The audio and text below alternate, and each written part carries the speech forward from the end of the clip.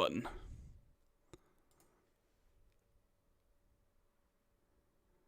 All right. I think we are live. The button has been hit. What is going on, everybody? This is Randall Thor 19, the man with the million, the man who is finally recovered from the illness I had. But we'll talk a little bit about that. But of course, I need to introduce my co-host. Couldn't do the show without the one and only Jez Corden of Windows Central. What's going on, Jez? That's me, Jez Corden of Windows Central. Welcome back, buddy. We've missed you. Everyone's missed you. I was getting DMs almost every day with people asking me how you were doing, if you're all right, and all that sort of stuff. The man with the million germs. The man with the million germs. Yeah, it's definitely been a horrible 2 weeks. I'll say that. Almost 3 weeks. Definitely would not wish this on my worst enemy whatsoever. It was. You know what they say? What doesn't kill you only makes you stronger. Yeah, and I see we got a bunch of people in chat already. We got Miles Don PA already here. We got Megatron. We got Guns a Gun. You know, we got all the channel members like Gunstar and V Simcoe and the mod Lethal Papa keeping everything clean in the chat. We appreciate everyone being here. It means a lot. I had a lot of messages. I'm still trying to get to a lot of them on Twitter. I was completely out of it for like a week and a half. It was bad. I honestly, I didn't care what happened, Jez. Xbox could have bought new studio. But you know what? It's funny because people keep on DMing me being like, it's acquisition season, Rand. Xbox is about to just drop the bomb and get all these studios. And I'm like, where are you guys hearing this shit from? Because people DM me and be like, I hear they're getting IO Interactive and NetherRealm and Bungie and Rocksteady, and it's all happening. It's all happening this week. And I'm just sitting there dying in my bed being like, I don't care if it happens. I don't care. I whatever. I would just continue trying to sleep. I don't care. Man, I do think it's kind of funny that we're in a global pandemic and you manage to get the respiratory illness that isn't the global pandemic. Yeah. Man. Yeah, we got a super chat from Flame says, welcome back, Shrimp Althor and Jezanays. Ugh.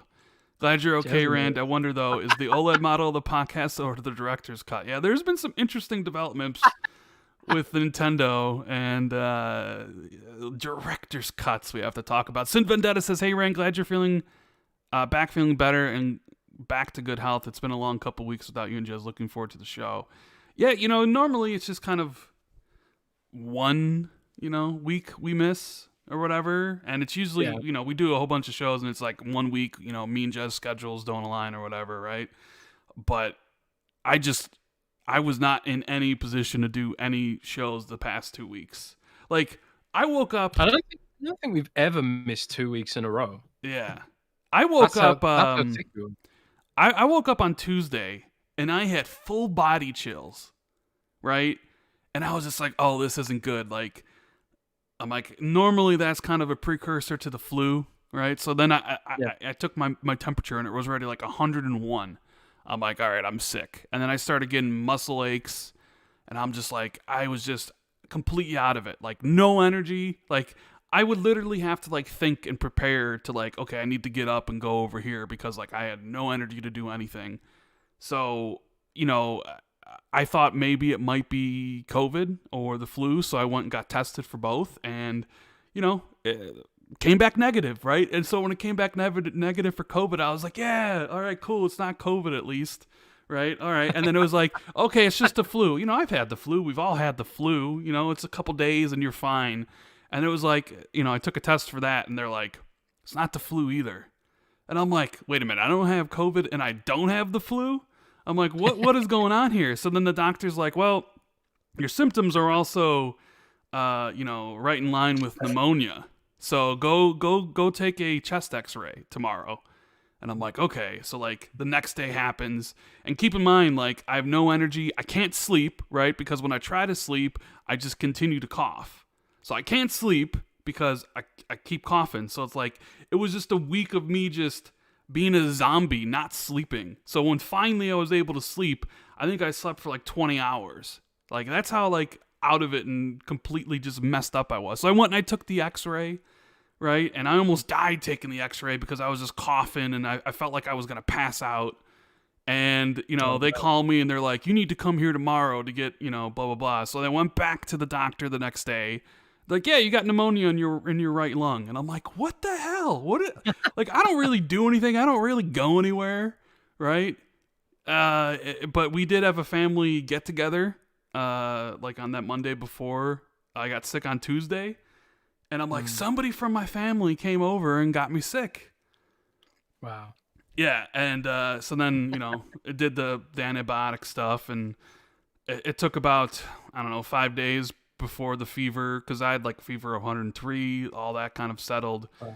And then like when I was finally like, okay, like pneumonia's gone, the cough, I just had this cough that I could not get rid of. And finally it's kind of gone, even though I'm still taking cough medicine for it, like, but yeah, I'm like 100%. I'm back to like 95%. I still have a slight cough that sometimes, you know, happens, but man, it was horrible, dude. Like it was absolutely, you know, something I never want to go through again ever. Like that's how bad it was. Like, you know, sometimes you get like, you know, you get the flu and then like you throw up everything you eat for like a day. Like I'd rather have that than have what you know, I went through. Like I never want to experience that ever again. Ever. Yeah, it doesn't sound fun. Put it that way. Yeah, I don't think as viruses and illnesses go, don't think pneumonia's on my top list of viruses I want to try. Put it that way. Yeah, but yeah, we're back. You know, haven't made a video in a couple weeks. Haven't done a podcast with Jez, which, you know, I was looking forward to. Me and Jez were talking before the show about some stuff, and you know, it's just nice to be back. It's nice to, you know, people message me and you know, like being like, man, I hope you're okay, and that really does mean a lot. So if you reached out to me, I appreciate you. I'm still trying to go through all my messages on Twitter and stuff. That usually takes a while, but you know, thank you guys for being here. Thank you guys for the messages and the well wishes, because it definitely was, you know, I really appreciate that, because man, it was a rough going there for a while. You know, like it was bad. It's just, ugh. No, never again. Never want to have pneumonia again. I hope I never have to hear those words from a doctor ever again. Geek says, daily reminder that football's coming home. So what is this football coming home thing? I saw a bunch of people on Twitter saying that it's coming home. Jazz, what's going on? Football, soccer, something coming home? Yeah, it's a meme. It means football's coming home, man. That's what it means. Oh, okay. It means football is coming home to England. That's what it means. Okay. So it means nothing, basically, huh? It's the Euro Cup final, right? So all the countries in Europe compete, blah blah blah, and for the first time in a million years, England's got into the final. So it's coming home. It's the lyrics to an old football song from the 90s, and it's what everyone chants at the stadium. And the idea is the trophy, the Euros trophy, is coming home to England. So yeah, that's what it means. So nobody cares. Okay, we got it. Who cares about any of that? Oh man. V Simcoe says, "Hey Jez, where are the stealth games at, man? Where are they? Where's the stealth games?" Well, Rand, I think people care more about football coming home than Ubisoft cares about making a new Splinter Cell.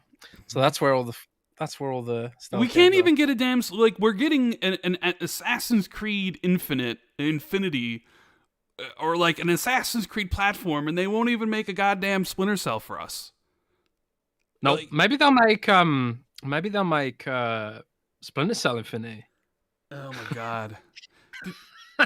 Did you see it? Did you see all the people? Okay, what do you think about Assassin's Creed Infinity? What do you think about even though like Assassin's Creed since Origins and Odyssey and Valhalla have kind of been a live service game, what do you think about the idea of like Assassin's Creed being a platform in the same vein as like, you know, Fortnite or whatever? Does that excite you? Because like I couldn't get into Valhalla. Like I played Odyssey, but like I couldn't get into Origins and Valhalla because they're like never ending. And the idea that like I don't know, like I just kind of like see that and I'm just like, oh, geez, really? Is this where? Well, the report was like a little bit weird because Bloomberg said they compared it to Grand Theft Auto Online as a sort of evolving service with stuff that gets bolted onto it. But when you say Grand Theft Auto Online, surely that means multiplayer, right? You would So think so. my immediate reaction was, oh my god, they want to make Assassin's Creed into a multiplayer game, and they've experimented with multiplayer Assassin's Creed in the past, and some people like it, some people didn't like it, whatever. But personally, I'm not interested personally. Like I just like I'm not interested in Grand Theft Auto Online. Like there's no way you could make that less interesting to me. But whatever, it is what it is. But apparently, it's not going to be multiplayer. Apparently, it is going to be single player. But even then, I'm kind of like, well, what does that mean? Isn't that what we already have with Assassin's Creed Valhalla, where they're just sort of adding DLC, adding tons and tons of DLC? Isn't that what it is already? Like, what does a single player platform look like? I don't even know. Like, is that just something? Is that I don't know. Is it kind of what they did with Hitman? I Almost, mean, kind of. I mean, yeah, Hitman's kind of in that vein. I just like Hitman 3 has that whole launcher thing going on where you can like launch into any Hitman level, and then they do like seasonal events for Hitman. They add like stuff to Hitman, blah blah blah blah blah. They're gonna do it like that. Like I can't even envisage how this could potentially work. But for me, it just feels like they're getting further and further and further away from what I liked about Assassin's Creed and what I feel like made Assassin's Creed popular in the first place, which was stealth action game with, you know, at least passable storyline. Like I don't think Assassin's Creed hasn't really truly excited me since like the Assassin's Creed Brotherhood trilogy. Like since Ezio, you know, it's the Ezio trilogy. Like I think like they just sort of don't know what to do with it at this point. But a lot of people still play it. A lot of people still love it. It's one of those games that's like a massive brand will keep selling undoubtedly. Maybe they'll pull it off. Maybe they've got a great plan for it and we just don't know what it is. And we're filling in the gaps in our knowledge with trepidation and fear. Maybe it'll be amazing. Maybe it'll be the best game ever made, Rand. I Maybe it'll doubt be that very the best much. game. Maybe it'll even have a modern day level where Sam Fisher becomes the assassin. And that's your Ooh, new Splinter Cell, Rand. That's your new Splinter ooh. Cell. How Well, about that? okay. If somehow this whole Assassin's Creed Infinity leads to Splinter Cell coming back and Sam Fisher, then it's all right for me. I don't know. Like I just kind of I kind of got out of Mm. Assassin's Creed based on like how long and just involved the games are. Like I played Odyssey and I played that for like 100 hours, but like I started playing Valhalla and I'm just like I just can't do this again.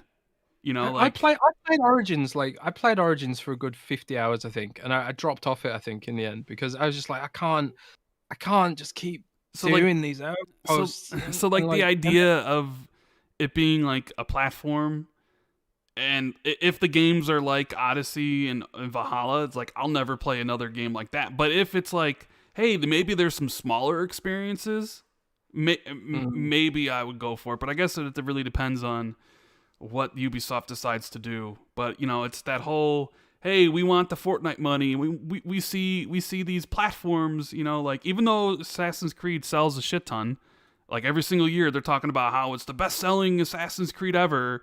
It's still never enough. It's still never enough money for these companies. They always want more because they always see someone else making more money, and they're like, "We could do that." And it's just the thing like, is it's like it's kind of like the problem is when you're a publicly traded company, the whole point of the company is to make shareholders money, right? So like it's not enough to just grow or to make money. You have to be competitive. And when there's like another public company like Epic Games or Activision Blizzard with all its mobile stuff or whatever, and they're earning more shareholders' money, like the shareholders start freaking out and they're like, well, what are you doing? You know, be more like them. So it puts them in a weird position. And I think a lot of publishers have this issue right now where they're trying to find out what their place is in a world where more and more people are spending more and more time playing games like Genshin Impact on a phone, playing games like PUBG Mobile and Fortnite on a phone, and playing these sort of service games which evolve over time and stuff like that. I think like a lot of these companies, these older publicly traded companies, are trying to figure out what this means for them. Thankfully, Microsoft's figured out a way around all that with Game Pass. It's like Microsoft can remain a traditional company and sort of grow out its platform in that other sort of way. But for some of the other companies like EA and Ubisoft and whoever else, I think they are in this position where like, well, what the hell do we do now? How do we grow from here? Because capitalism demands perpetual, unsustainable growth. Hey, speaking of EA, do you like the Dragon Age screenshots? What? Those Dragon Age screenshots? I thought I saw you on Twitter. Like, didn't they share some screenshots of Dragon Age, and you were like really disappointed by how they looked or something, or the art style or something? It was concept art, right? The concept art, yeah. Yeah. So EA's been in the news a little bit recently because EA Play is coming up. They got this EA Play event, and the new Dead Space is getting revealed. Yeah, we know about it. Yeah, so there's Dead Space reboot, remake, whatever, reportedly going to be revealed. But there's also like BioWare said we're not at EA Play to talk about Mass Effect or Dragon Age, but here's a new piece of concept art or whatever. I wasn't a fan of the concept art direction. I thought it looked cartoony, anime-ish. It's not what I want from Dragon Age. I want like dark fantasy. I don't want like cartoony whatever. But as some people rightly said in the comments and the replies to that tweet was, it's just concept art. It doesn't mean anything. Blah blah blah blah. But it sort of underscores like how I just don't have any faith in BioWare to deliver anymore, and I want them to because I feel emotionally invested in Dragon Age as an IP. I've completed Dragon Age Origins about between 10 and 20 times. I haven't played any game as much as Dragon Age Origins besides World of Warcraft probably. So like I really like that franchise and I just have really low expectations because it's EA, man. It's EA. It's EA, yeah. I mean, I don't know. I only brought that up because I know how much you love Dragon Age. And I saw that you're disappointed. The glory of Xbox, though, Jez has a question. He says, hey, Jez, any news on when we will have information on the new Xbox Flight Simulator accessories? Jez, you must know something. Great show. All hail Phil. Didn't we have that under embargo? Oh, you better not. If you do, you better not. I better not. You better not break embargo. You better not break embargo. Get in trouble. Yeah. I don't know if I can talk about this, but there is some amazing accessories for Flight Simulator coming. I don't know if they've already been announced or not. So I better keep my mouth shut. Yeah, but you better keep your mouth shut. Coming. So if you want to find the best flight sticks for Xbox Flight Simulator, just search for best Xbox flight sticks for Flight Simulator, Windows Central, and you will find them. All lovingly prepared for you by my lovely team over at windowscentral.com. Yeah, file Windows Central, file Jazz. Space Dovikin says the Animus Metaverse. And my man Punkadish, who won a free PS5 the other day, he says, welcome back, fellas. Much love to you both. Thank you, Punk, for the all the support. And it's pretty awesome that you won that PS5 from the, what was it, like Pepsi Mountain Dew like competition or whatever. You just, hey, here's a free PS5. That's pretty damn awesome. I want a free. I mean, yeah, I want free stuff too. I will say, I did get the Xbox. Xbox sent me the Space Jam thing with the 3 controllers, which are pretty cool, and the LeBron action figure and stuff. That was very nice of them. For them to send it to me. It was a nice little package. I don't normally get stuff from Xbox like that, so it's very nice to be thought of in that way. It was like, hey, would you like this Space Jam stuff? And I'm like, yeah, it sounds pretty cool. Especially like, when I was sick. Deal, man? What? What's the deal with them making the new Space Jam? I think Roby Tech tweeted today. Was this first Space Jam so good that we needed a second one? That's how I kind of feel about it right now. Do you care about new Space Jam? No, I don't, because I'll admit here that I'm a Michael Jordan stan. Okay, like I grew up in Chicago when Michael Jordan was winning his championships. Nobody can ever convince me that LeBron James is better than Michael Jordan. Michael Jordan is the greatest basketball player of all time.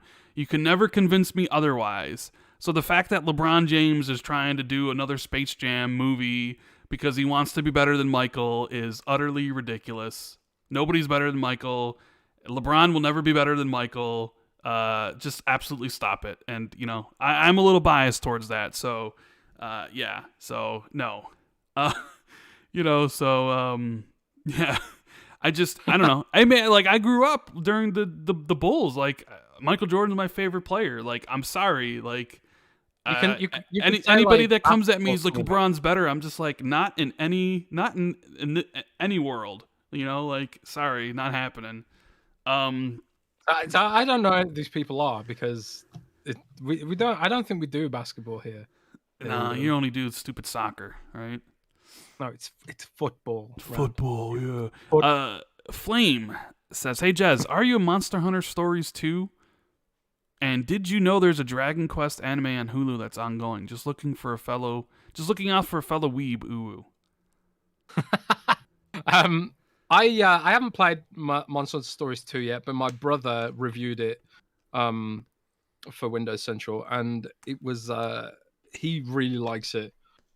He said it's like the game Pokemon should be. Like, if you don't know what Monster Hunter Stories is, it's basically Monster Hunter but Pokemon, but good. It's like, you don't just use the monsters. You go out with swords and weapons and fight, and you fight alongside your monsters. You don't just send your monsters out to die like in Pokemon. But it's only on PC. I'm hoping that it'll come to Xbox and it's a turn-based game, so it'd be perfect for xCloud. But I actually wrote an article last week, Rand, when you were sick, asking Microsoft where the hell are all the games for xCloud? Because xCloud, like, for touch on xCloud, because there's only like a few dozen games that actually support touch on xCloud right now, and I think that's really weird. So yeah, get Monster Hunter Stories 2 on xCloud with touch, please, Microsoft. Okay, thanks, bye. Please and thank you. Even Darkest Dungeon doesn't have touch controls on xCloud. What the hell's that about? That'd be the perfect game for touch controls. Oh, well. I love how the chat's talking about Jordan and LeBron. Professor KS says, "Glad to have the dynamic duo back. MJ is the GOAT. Anyone say LeBron James is better is too young to have seen Michael Jordan and his greatness." That's absolutely true. A Gun says, "It kind of sucks that we got 2 new Monster Hunter games and none of them released for neither Xbox nor PlayStation." Yeah, I don't think you're missing a huge amount with Monster Hunter Rise, because a lot of people don't really like that game. But it also does suck to just not get games. And I do think it sucks a lot that we didn't get Monster Hunter Stories, because Monster Hunter Stories was on Android and iOS, for God's sake. And now it's like a Switch, a PC exclusive. That's so random. But, whatever. Whatever. Xcoin says, "Jez, tell them to finally add Forza Horizon 4 to a Series X server Blade. Why are they lacking?" Yeah, so some of the stuff was added to Series X Blades, like some games, not all games. Or is it all of them now? I have no idea. I'll have to look into that. I'll look into that, Xcoin. Yeah. I don't know. Well, isn't that Shaq guy a basketball player too? Shaq was a basketball player, yes. But isn't he good? He was one of the most dominant players of all time because he was super huge and super big. Basically could just dunk on anybody. Nobody could stop him. All you could do is follow him because he couldn't shoot free throws. Oh. Yeah. Why didn't, like, the Big Show become a basketball player? The Big Show? The Big Show, like, he's from WWE. He's like 7 foot tall, isn't he? Wouldn't he have been a good basketball player? Yeah, well, maybe he couldn't dribble the basketball. Who knows, But anyways. Oh, yeah, you can't move with the ball, right? You have to bounce it. Right? You got to bounce it. Make sure you guys hit the like button if you like Michael Jordan and think he's better than LeBron James. So make sure you hit the like button. Drop a poll in the chat, man. Drop a poll in the chat about basketball. Yeah, nobody. Yeah, who's better, Michael Jordan or LeBron James?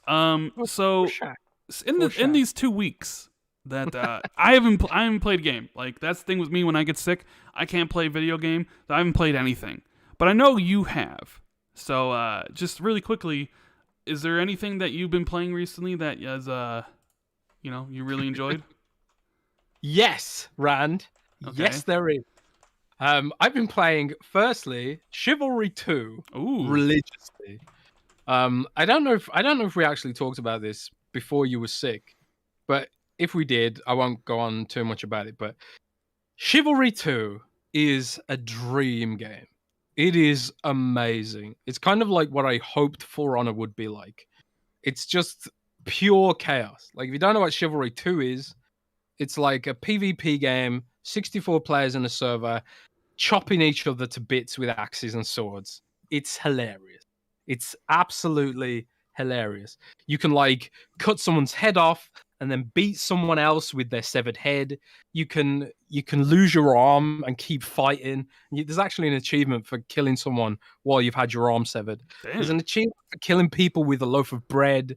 It's just wacky as hell and gory as anything you can imagine. It is so violent, and the physics are so fun, and it's like I just love this game. I just love Chivalry 2. It's like the most fun I've had in a PvP game in years. That sounds like fun. Battlefield 1, maybe. I know a lot of people didn't like Battlefield 1, but I loved Battlefield 1, and I haven't enjoyed a PvP game as much as Chivalry 2 since Battlefield 1. I absolutely love it. So definitely check out Chivalry 2. Like, I know it doesn't have a campaign. It's a lot of people are iffy about paying for it on that basis, but it's just great. You jump on for 20 minutes, cut some people up, you know, and the tactical swordplay. It's like accessible, but there's still like a lot of skill involved. So like, even if you're like a total noob, you can go in and have fun. And then, like, as you learn the mechanics and do I did the tutorial like 3 times to really sort of learn how the swordplay works and stuff. But I love it, man. Chivalry 2. That sounds awesome. I'm gonna actually. I think I actually have the game. I just, like I said, I haven't been playing much. I got to finish Ratchet because I bought that for $70. You know. Fair enough. And I got Scarlet Nexus. What? Oh, actually, I've been playing Scarlet Nexus too. Oh yeah, how's that? I'm still a bit confused about Scarlet Nexus. Like, I have no idea what the plot's about. I played it. I think I've put about 8 hours into Scarlet Nexus so far, something like that. No idea what's going on. The story is just crazy. You get attacked by like a bouquet of flowers with legs and a skirt. It's just, the enemies are the most random, chaotic things I've ever seen in a game. But, you know, it's anime, whatever. But the combat's pretty cool, you know. At first I was kind of like, there's no hack and slash and there's no like real strategy to this. But when you learn it a bit more and you like learn that some of the attacks have like a dodge element to them. So if you perform the attack in the middle of being attacked, you can dodge out the way. You get into like this flow and it actually starts to feel really good. And there's also like JRPG bonding mechanics, and there's loads of waifus in the game, and you know, all that. Oh well, no wonder you got waifus and it's anime. No, surprise!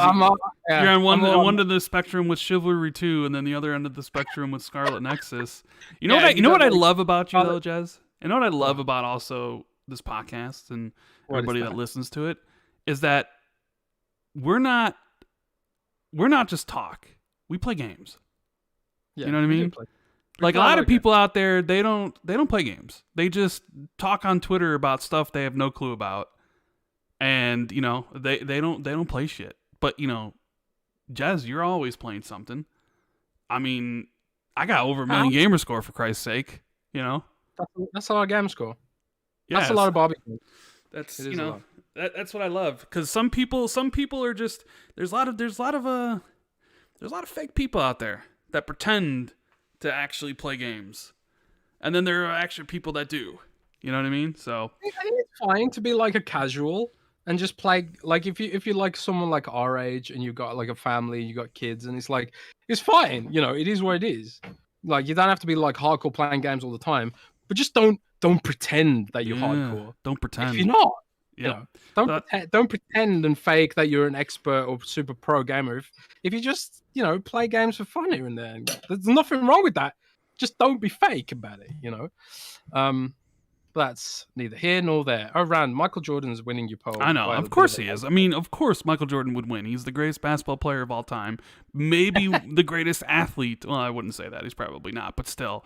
He is definitely way better than LeBron James. Surely the Fortnite Pro Ninja is the best athlete. God. No? God. No?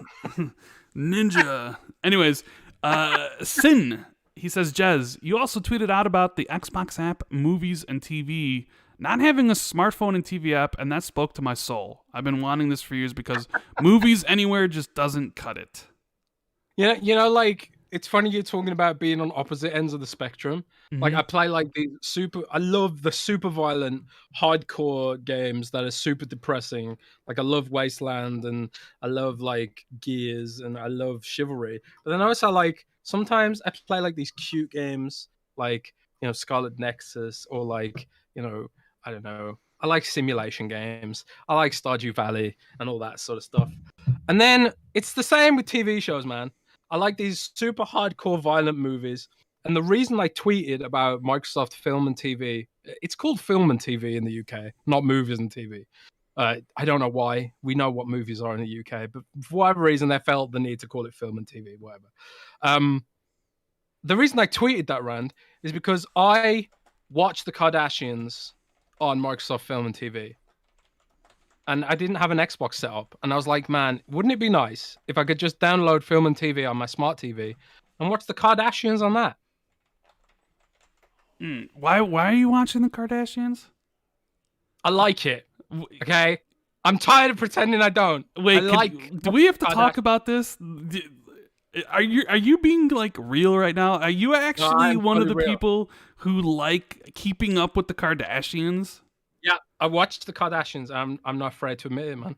Well, I mean, Trey Duke says unsubscribe for Jez for disrespect of For Honor, but really, we should unsubscribe to Jez. The fact that he watches Keeping Up with the Kardashians, like, this is. I mean, am I the only one stunned right now that I don't even know what to say at this point? Like, look at chat. Like, what is going on? This is it's just, it's meditative, right?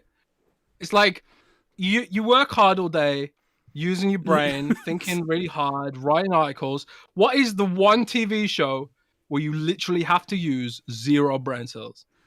You're trolling, right? You're honestly you're just like, people are saying like you're taking the piss, right? I am not trolling. I will literally screenshot my Film and TV. I bought because on Netflix there's only 2 on Netflix UK. There's only 2 seasons of the Kardashians. Only 2 seasons. So I had to buy them on Xbox, and they are not cheap, man. You bought Keeping the Kardashians on Xbox? Yeah, because there was only 2 seasons on Netflix, man. There's only 2 seasons on Netflix, but there's like 15 seasons, man. So how am I going to watch all those 15 seasons? I bought them on Xbox. But you can't, there's no mobile app, and there's no TV app for Film and TV. You brought back my cough. Look what you just did. You're bringing back my pneumonia. I can't believe this.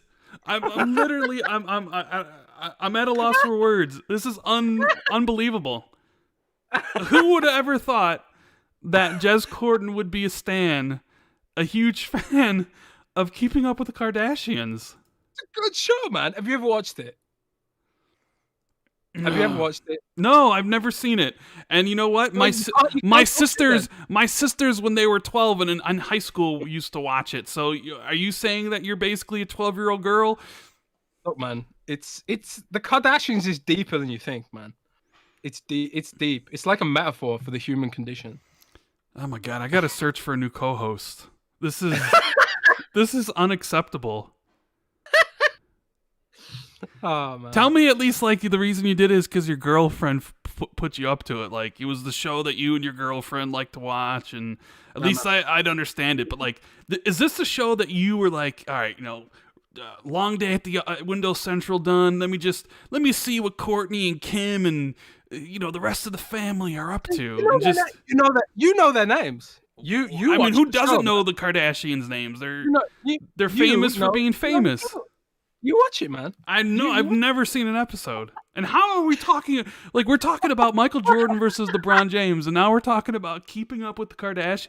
I expect people to tweet you nonstop. Like, this should not. Like, you should have like a scarlet letter from now on when you go to other, when you're like guesting on ILP. Or when you're on somebody else's show, like, they should introduce you as the person who loves to watch Keeping Up with the Kardashians, so you can never. Dude, Live it down. I just watch all reality TV, man. I'm down with all of it. Jersey Shore, hit me up with all of that stuff. Man, what was that? What was that other one watched recently? Did you watch £1,000 Sisters? That was amazing. £1,000? What are we talking about? We're talking about reality TV. Oh my god. I love reality TV, and I'm not ashamed to admit it. Okay, it's like, it's so relaxing. It's just so relaxing. It's like playing a match 3 game on your phone. It like uses no brain power whatsoever. I think I need to like dump you for Miles Dompier. At least, hopefully, Miles doesn't watch something like this. Jesus Christ! Rand is dying. Oh man. What have you done, Jez? What have you done? Okay. Unbelievable. Anyway, that's why I was pissed that I couldn't get movies and TV on my smart TV, because I had to set up my whole Xbox to watch the Kardashians. I mean, I'd be pissed too if you were that much in love with Keeping Up with Kardashians and you couldn't watch it. Yeah, but I get it. Jesus I've got Christ. I own like 800 different items on my Xbox, like on movies and TV. Like seriously though, like all different TV shows, like, and movies and stuff that I bought over the years. And it really does irritate me that it's the only service that doesn't have a mobile app. It's just crazy to me. Yeah. I mean, like, it should. I get it. But like, just keep your love for the Kardashians on the down low, okay? We don't need to revisit this anymore. Do you ever watch like Gordon Ramsay or nothing? Like Carl Stewart? No, I don't watch anything reality because it's horrible television. No, none of that stuff. The best thing America ever gave to the world was reality TV. Yeah. I don't know about that. I kind of like, I need to move on from this because like Shark Tank, Hell's Kitchen, man, the Apprentice, like all that stuff. It's just great. Space Dovikin says, "Hey, have you guys tried A Plague Tale? It's an awesome game. Indeed, I actually love it. I know they put out the update, the next gen update, but I already beat that game. So if you guys haven't played A Plague Tale, it's in Game Pass, and I believe it's a part of PlayStation Plus. Dude, there are how many people over here. Eddie the Psycho is saying, kick him off your podcast. Jesus. RDX NFS says, new browser in the beta. Can't wait to play Steam. Have you tried out the Microsoft Edge beta or Sting in the Yes, I have. I have used. I actually just put my Xbox Series S on the Alpha Skipperhead, so I need to download it again. But yeah, Microsoft Edge works surprisingly well on Xbox. It needs a bit of work. Some websites don't work and stuff like that. But it's a good start. It's a lot better than the old browser, put it that way. Yeah. Paul says, Jez, no more you or Mayo for being a fan of that POS show. Okay. Yeah. I mean, people can't believe that you like. I don't know if there's anybody in here that agreed with you. Trey Duke says, too much mayo between your cheeks, Jez. Oh my god. It's pretty bad. Brett says, Rand, start a poll for new co-host. I vote Lord Cognito. Like, see? Look at this. Ghostface Killer says, Jez, I fully support you in this endeavor. Respect. You got one person backing you on this, Jez. Ghostface Killer. He supports you. Flame says, hashtag cancel Jez and a whole bunch of shrimp emoji. Okay. I'm getting tweets about this. As you should. This is... And all I can say is, none of you people have watched it. Watch the show and then come at me. Because you'll get addicted to it. It's addictive, man. It's addictive TV. I'm telling you. I mean, I'm getting tagged in some of this stuff too, so it's kind of funny. I paid for it too. Yeah, you. That's the worst. You literally paid for it. Yeah, I'm literally funding the Kardashians right now. So how much is a season? Like, it's not cheap, man. It's like $20 a season. Unbelievable. So I spent a lot of money on this shit, but oh well. Randall Thor featuring Jezal Kardashian. That's very true. Okay, we need to move away from this because we need to protect your integrity. Because the more you talk about Kardashians, the less people are going to be like, "Hey, I need to read like Jez's articles or his any of his other stuff. So, yeah. Jesus Christ, Jez, what have you done? What have you done? All I've done is had good taste in TV. Thank you very much. Good taste in TV, huh? Unbelievable. You want to talk? Let's talk about something equally as funny. Let's talk about Nintendo, shall we? Equally as funny. Equally as funny. Are you saying that? Are you saying that the Nintendo Switch upgrade is as superficial as the Kardashians? Is that what you're saying? Is that the metaphor we're using right now? I don't know, but RDX Sunfest says Jez belongs on Spawnwave now, and Sin Vendetta says, Jez, I'll back you 100%. Watch what you like, and just for the record, Tammy is awful person. Jesus. Oh, that's from £1,000 Sisters. Yeah. Artemis says, hey, Rand and Jez. Rand, glad you are over your E3 flu.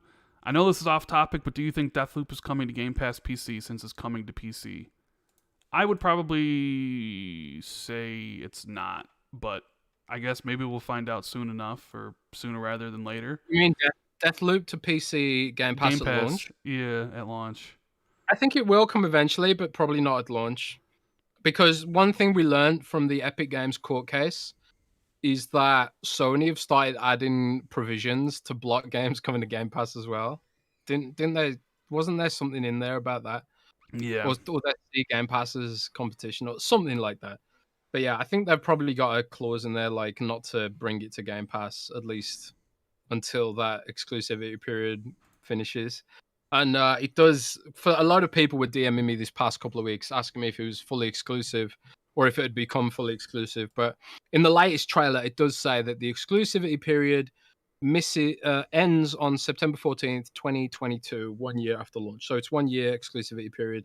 And I suspect that it will come straight to Xbox right after that. So we'll have to wait and see. Rand, someone called Arodimus says we missed their super chat. I think I just read it, but there's a couple that people donated before the show that I'll read now. Nick says, we know what Machine Games is working on now, but 3 to 4 years of development since 2017 has not been disclosed. Wolfenstein. Is Phil sitting on this as a surprise Q1 2022 first-party release? No. I don't think Machine Games has secretly been working on a Wolfenstein game that's coming out next year. That would already be announced. They're probably working on Indiana Jones, and that is some years away. As to what they were probably doing, they could have been helping on Starfield. They could have been helping on Deathloop. I don't think there's a surprise game. And Space Dovikin says, all right, guys, rumors of acquisitions are heating up. Spill the beans. Welcome back, Rand and Jez. Hope Jez goes easy on you. You know what? I feel like... All right, let's just talk about this for a minute before we talk about Nintendo insiders and stupid Nintendo Switch OLED when everybody was expecting a Switch Pro. Like, Jesus Christ. I saw that announcement, and I just literally laughed. But the acquisition stuff, Jez. Acquisition. Have you heard, because you got a whole bunch of people talking about acquisitions and how it's acquisition season and acquisitions are happening and Microsoft might have a studio or two that they already acquired but they haven't announced and blah, blah, blah, blah, blah, blah, blah, blah, blah, blah, blah. How do you feel about the whole acquisition stuff? Like, do you know anything? Do you have anything like that you can share potentially because even on websites like Reset Era and Xbox Era, they're talking about Capcom and Square Enix being it's bubbled up again to the point where I don't know, Bethesda isn't enough. The other studios aren't enough. There needs to be more, and it needs to be now. You know what I mean? That reminded me of that scene in The Matrix where Agent Smith goes, more, and then loads of clones of himself come in. You know what I'm talking about? Yeah. But anyway, acquisitions. You know me, Rand. I like my documents. That's true. I like to have my physical evidence, or I like to have first-hand sourcing. As in, I don't like having a source that's either. I mean, obviously I don't mind anonymous sourcing, but I don't just go on anonymous sourcing. I need to have like a first-hand source, someone who's got first-hand knowledge of the situation, not someone who's heard something from someone else, before I start believing it. As such, I personally don't have any super credible information at my end about any pending acquisitions. I don't think there's going to be an acquisition announced in the near future, personally. However, that being said, I do have some documentation about the whole thing. The whole thing with AT&T, Warner Brothers, and that other company whose name I can't even remember. Discovery, I believe. Right? Discovery. So right now they're spinning off some of their stuff. Warner Brothers is, and this document I've got seems to suggest that among the studios potentially that they're looking to spin off is NetherRealm and TT. Traveler's Tale. TT again? Traveler's Tale. Traveler's Tale. So on the document, they're just called TT.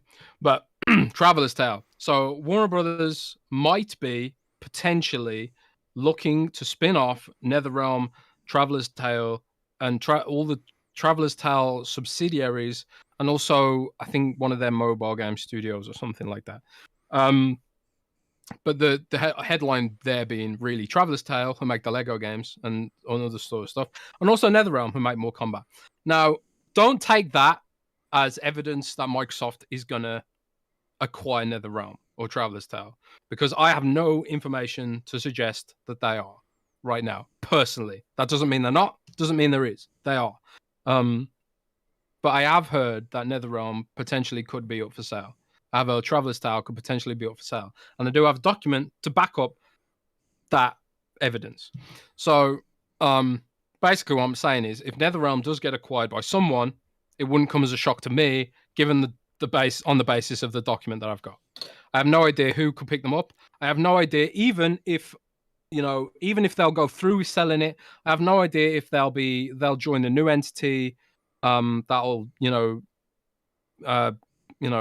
Discovery or whatever. I have no idea if they're going to go over there and keep doing what they do. I have no idea if another studio will pick them up. I have no idea about any of that. But I do know that they are what have been described by Warner Brothers as out of scope of the transaction, as in, in scope of, no, sorry. They're not in the scope of the studios that are staying with Warner Brothers. So Monolith and Rocksteady and all the other studios aren't up for sale, essentially. Yeah, they are not in scope, is what the document suggests. So with that in mind, what their strategy seems to be is we want to make games based on Lord of the Rings IP. We want to make games based on the Batman IP. They want to make games that complement their big movie franchises. And also they've got like that big Lord of the Rings thing coming to Amazon Prime. They're going to want a game to tie into that or whatever. Sorry, I've caught Rand's pneumonia. Yeah, it sounds like it. Yeah, so that's basically where that is. So, but I think like if I had to like give some sort of guesswork analysis about this, my guesswork would be that Warner Brothers weren't happy with the performance of the Mortal Kombat movie. They weren't happy with the performance of the Lego movies and how they went. Also, the fact that the whole Lego IP is licensed out of Denmark and that eats into their profits potentially. There's probably a royalty deal there that makes them not as lucrative as they'd probably want them to be. So their mindset is probably like, let's offload these studios because we can't turn Mortal Kombat into a credible entertainment franchise for whatever reason. And the Lego movies didn't perform as well as we expected. And also we don't own the Lego IP. So that's a problem for them. But when it comes to Batman and when it comes to Lord of the Rings or whatever, they still want to make games based on those franchises because they're still producing, a lot of content based on that IP. Movie wise, they got like the Batman the adult cartoons that are done fairly well, and they've got like all those other Batman movies. They've got like Joker 2 supposed to be being made from rumors about that. They've also got the Pattinson movie coming out. Are you interested in that, Rand? The what movie? The Pattinson movie. Robert Pattinson. Oh yeah, of course. I'm a huge Batman fan. Do you like Robert Pattinson? He can be a good actor. Yeah. You know what else is pretty good? What? Twilight, Rand. Of course. Twilight's Not only do you love the Keeping Up with Kardashians, you're also probably a huge fan of the Twilight series and Kristen Stewart, aren't you? This episode is people are gonna listen to this and being like, I don't want to listen to Jez anymore. That's what's gonna happen. Not only that, but you're crushing people's dreams, man. It's acquisition season. Microsoft was gonna announce 5 studios this week. You know, they need to respond to what PlayStation did. You know, because PlayStation, they bought a studio that they worked with, right? Like House Marquee, which is a good studio. Returnal was a good game. They make great stuff, right? So no surprise that they bought Housemarque. They kind of let it leak, or who knows about them buying Bluepoint, right? Like that kind of came out, and who knows if that happens. Like Bluepoint did change their Twitter to be like completely independent, blah blah blah blah blah blah blah, right? And then PlayStation's like, we also bought Nixxes, which is funny because you know what Nixxes is known for, right? No. Nixxes is known for making PC ports of games. PC ports. Yeah, which, as we all know, PlayStation's about to port their whole slate of exclusives to PC. So, like, it was funny seeing, like, yeah, PlayStation, get Housemarque, right? Like, great studio. And then the PlayStation fans being like, Nixxes, another studio. But then it was like, wait a minute. They do PC ports. Like, yeah, what do you think is going to happen? Like, all these PlayStation games are about to head to PC, right? But, you know, there was the whole thing, like, will Xbox respond? It's acquisitions. How many studios are they going to get? And it's like, they literally just bought Bethesda, and they're trying to integrate them, but that's never enough for people, you know? Like, it's always like, these studios are next. And according to your documentation, the only studios that potentially might be for sale from Warner Brothers are Traveler's Tale, which does the Lego games, and NetherRealm, right? Yeah. They do Mortal Kombat. And like all the other studios like Rocksteady, Monolith, or whatever would be not up for sale.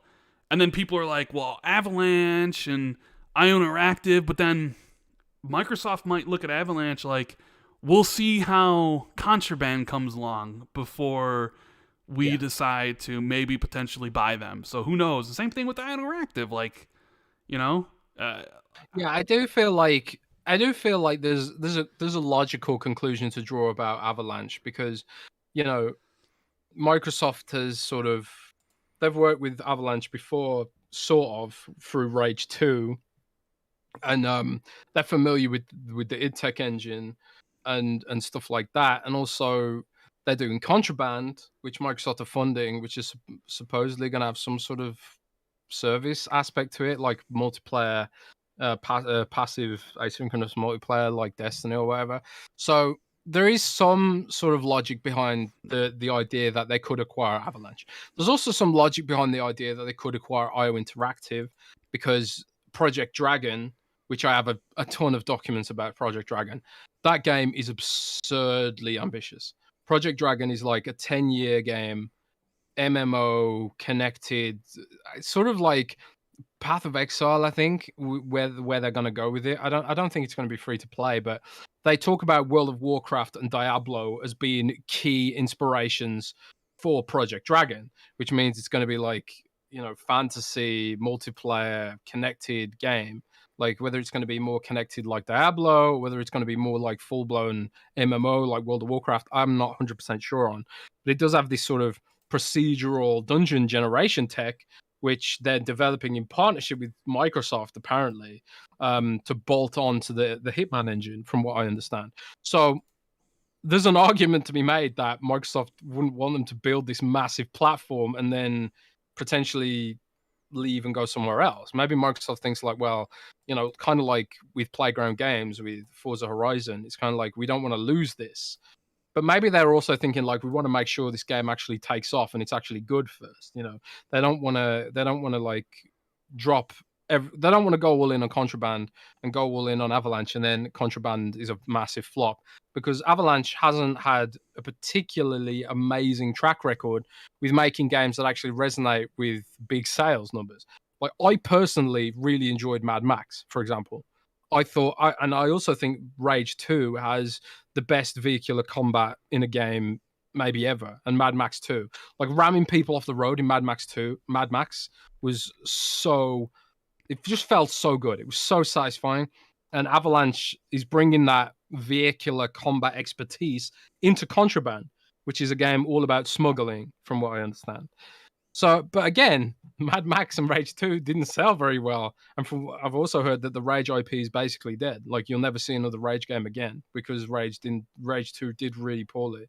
So it's with that in mind, you kind of have to wonder, like, is Microsoft like fully on board, and do they think Avalanche can deliver? Do they want to drop like hundreds of millions of dollars potentially on what is 3 studios in Avalanche and ultimately not be able to make a good return? Maybe they want them to prove themselves first with Contraband, and maybe they'll move on from there. And maybe also like they want to see Project Dragon hit some key milestones before they move ahead with the Aqua and IO Interactive. I don't know. It could just be that these studios want to stay where they are, or like because Avalanche is owned by a film company, a Nordic film company, I believe. And maybe they're thinking like, we want to hold on to them. Maybe they don't want to sell. Well, that's the thing. It's like part of this is because I get DMs all the time about this stuff, and it's just, I don't know. Like it's like these things can happen at any point in time. They could take forever. Like people were sure that PlayStation was going to buy House Marquee earlier in the year, and they didn't announce it until July. Like these things take time, and like expecting some sort of people were expecting an announcement this week. Like people were literally expecting Microsoft to announce studio acquisitions this week, and it's like, I don't know, to sit there and kind of expect acquisitions at any point in time is kind of just, I don't know, ridiculous. Like, sure, I thought Avalanche was going to get acquired at E3 simply because like so many people were telling me that was the case. I mean, Jez, you thought Avalanche was getting acquired at E3 as well, remember? Like it was like, I just didn't hear it from one I heard it from like 6 people. Avalanche is in the bag, it's acquired. You were hearing it, and it was just like, okay, this sounds like it's actually done. And then it didn't happen. And then it was like people were like, well, wait a minute, maybe they have them acquired, but they haven't announced it. But it's like, that doesn't make any sense.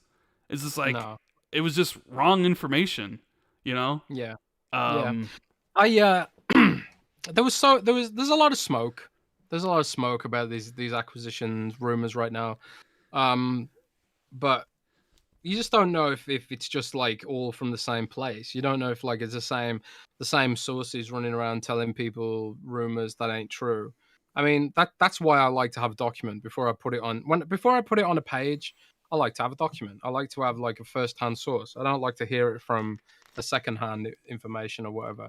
Although there are like sources I trust that are second-hand because they've got 100% accurate track records. But when my sources that have 100% accurate track records don't know about an acquisition, then as far as I'm concerned, it's not happening. So I guess we'll wait and see. Like you say, these things take time, but does Microsoft even need more studios at this point? Yeah, they need more. They need more. They're really? Rand? Of course they need more. Who should they buy then? I mean, they need... So Gunstar says they need a studio to pick up Killer Instinct. So NetherRealm is the only studio that I think Microsoft should NetherRealm should be bought simply as a defensive measure in case Sony buys them. Because we already see a lot of fighting games skip out on Xbox. So if Sony were somehow to acquire NetherRealm, they already have Evo. Like you can pretty much wave the fighting game genre goodbye on Xbox. So it's like they almost, if NetherRealm is truly up for sale, like Microsoft needs to buy them simply to like keep the fighting game community alive on Xbox. Like you can't let Sony get them. Phil's talked about, look, I 100% believe they will buy more studios, and publishers. It's just a matter of time. It's acquisition season doesn't mean anything, so it's always acquisition season. I mean, look at like the last couple years, like people buying studios all over the place. But like if there's somebody that if NetherRealm is for sale, like Microsoft needs to buy them. But like I don't know, they need a family-friendly studio so they can bring back Banjo. Not that I would care about Banjo, but like They either need to acquire a studio that could make Banjo or partner with the studio to make Banjo, simply because like I think it's ridiculous that there isn't a Banjo game in the works yet. Even though I wouldn't want one, you know what I mean? They need a Killer Instinct studio, and I don't know if that's NetherRealm, but like they kind of, I don't know, like the whole point of Game Pass is you need a whole bunch of games, and you need a whole bunch of studios, and they've talked about this. Phil, Matt, fucking Phil, Satya, like they probably need around 30 studios, so they probably need about 7 more. To probably 7? Yeah, they need about 7 more studios. I don't know, man. I think like they need a fighting game studio for like having Mortal Kombat and Killer Instinct, and a studio to sort of like they could grow NetherRealm to a 2-studio team. One doing Killer Instinct, one doing Mortal Kombat. I think that would be amazing. They need a studio to make kids games, Banjo, blah blah blah, whatever. I wouldn't mind if they had like they bought some nostalgic IP, some companies with nostalgic IP. I think Sonic. I honestly think Sega would be a great get. Like Sonic, you get like the foothold in Japan and all that stuff. My dream acquisition is Capcom, but I just think that's too out there, man. That's not gonna happen. That's too wild. That's too much. But man, can you imagine if they got Capcom? Man, that'd be such a dream. They almost did get Capcom. Monster Hunter. Yeah. But then Capcom blew up. But yeah, back in 2018 or 2017, they almost had Capcom. That's the thing. Capcom, it's like you get like so much. You get so much with Capcom, man. But you get a ton of stuff with Sega too. Like Sega's no slouch either. But again, it's sort of like this buying a studio like I don't know, Double Fine or Compulsion. That's one thing.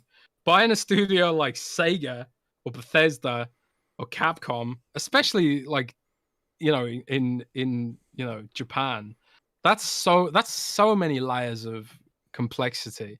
Like it comes a point where money ain't enough. You need to have like culture aligned. You need to have people pushing for it on both sides. It has to be a deal that makes sense for everyone and all the employees that depend on those wages. It has to make sense from every level.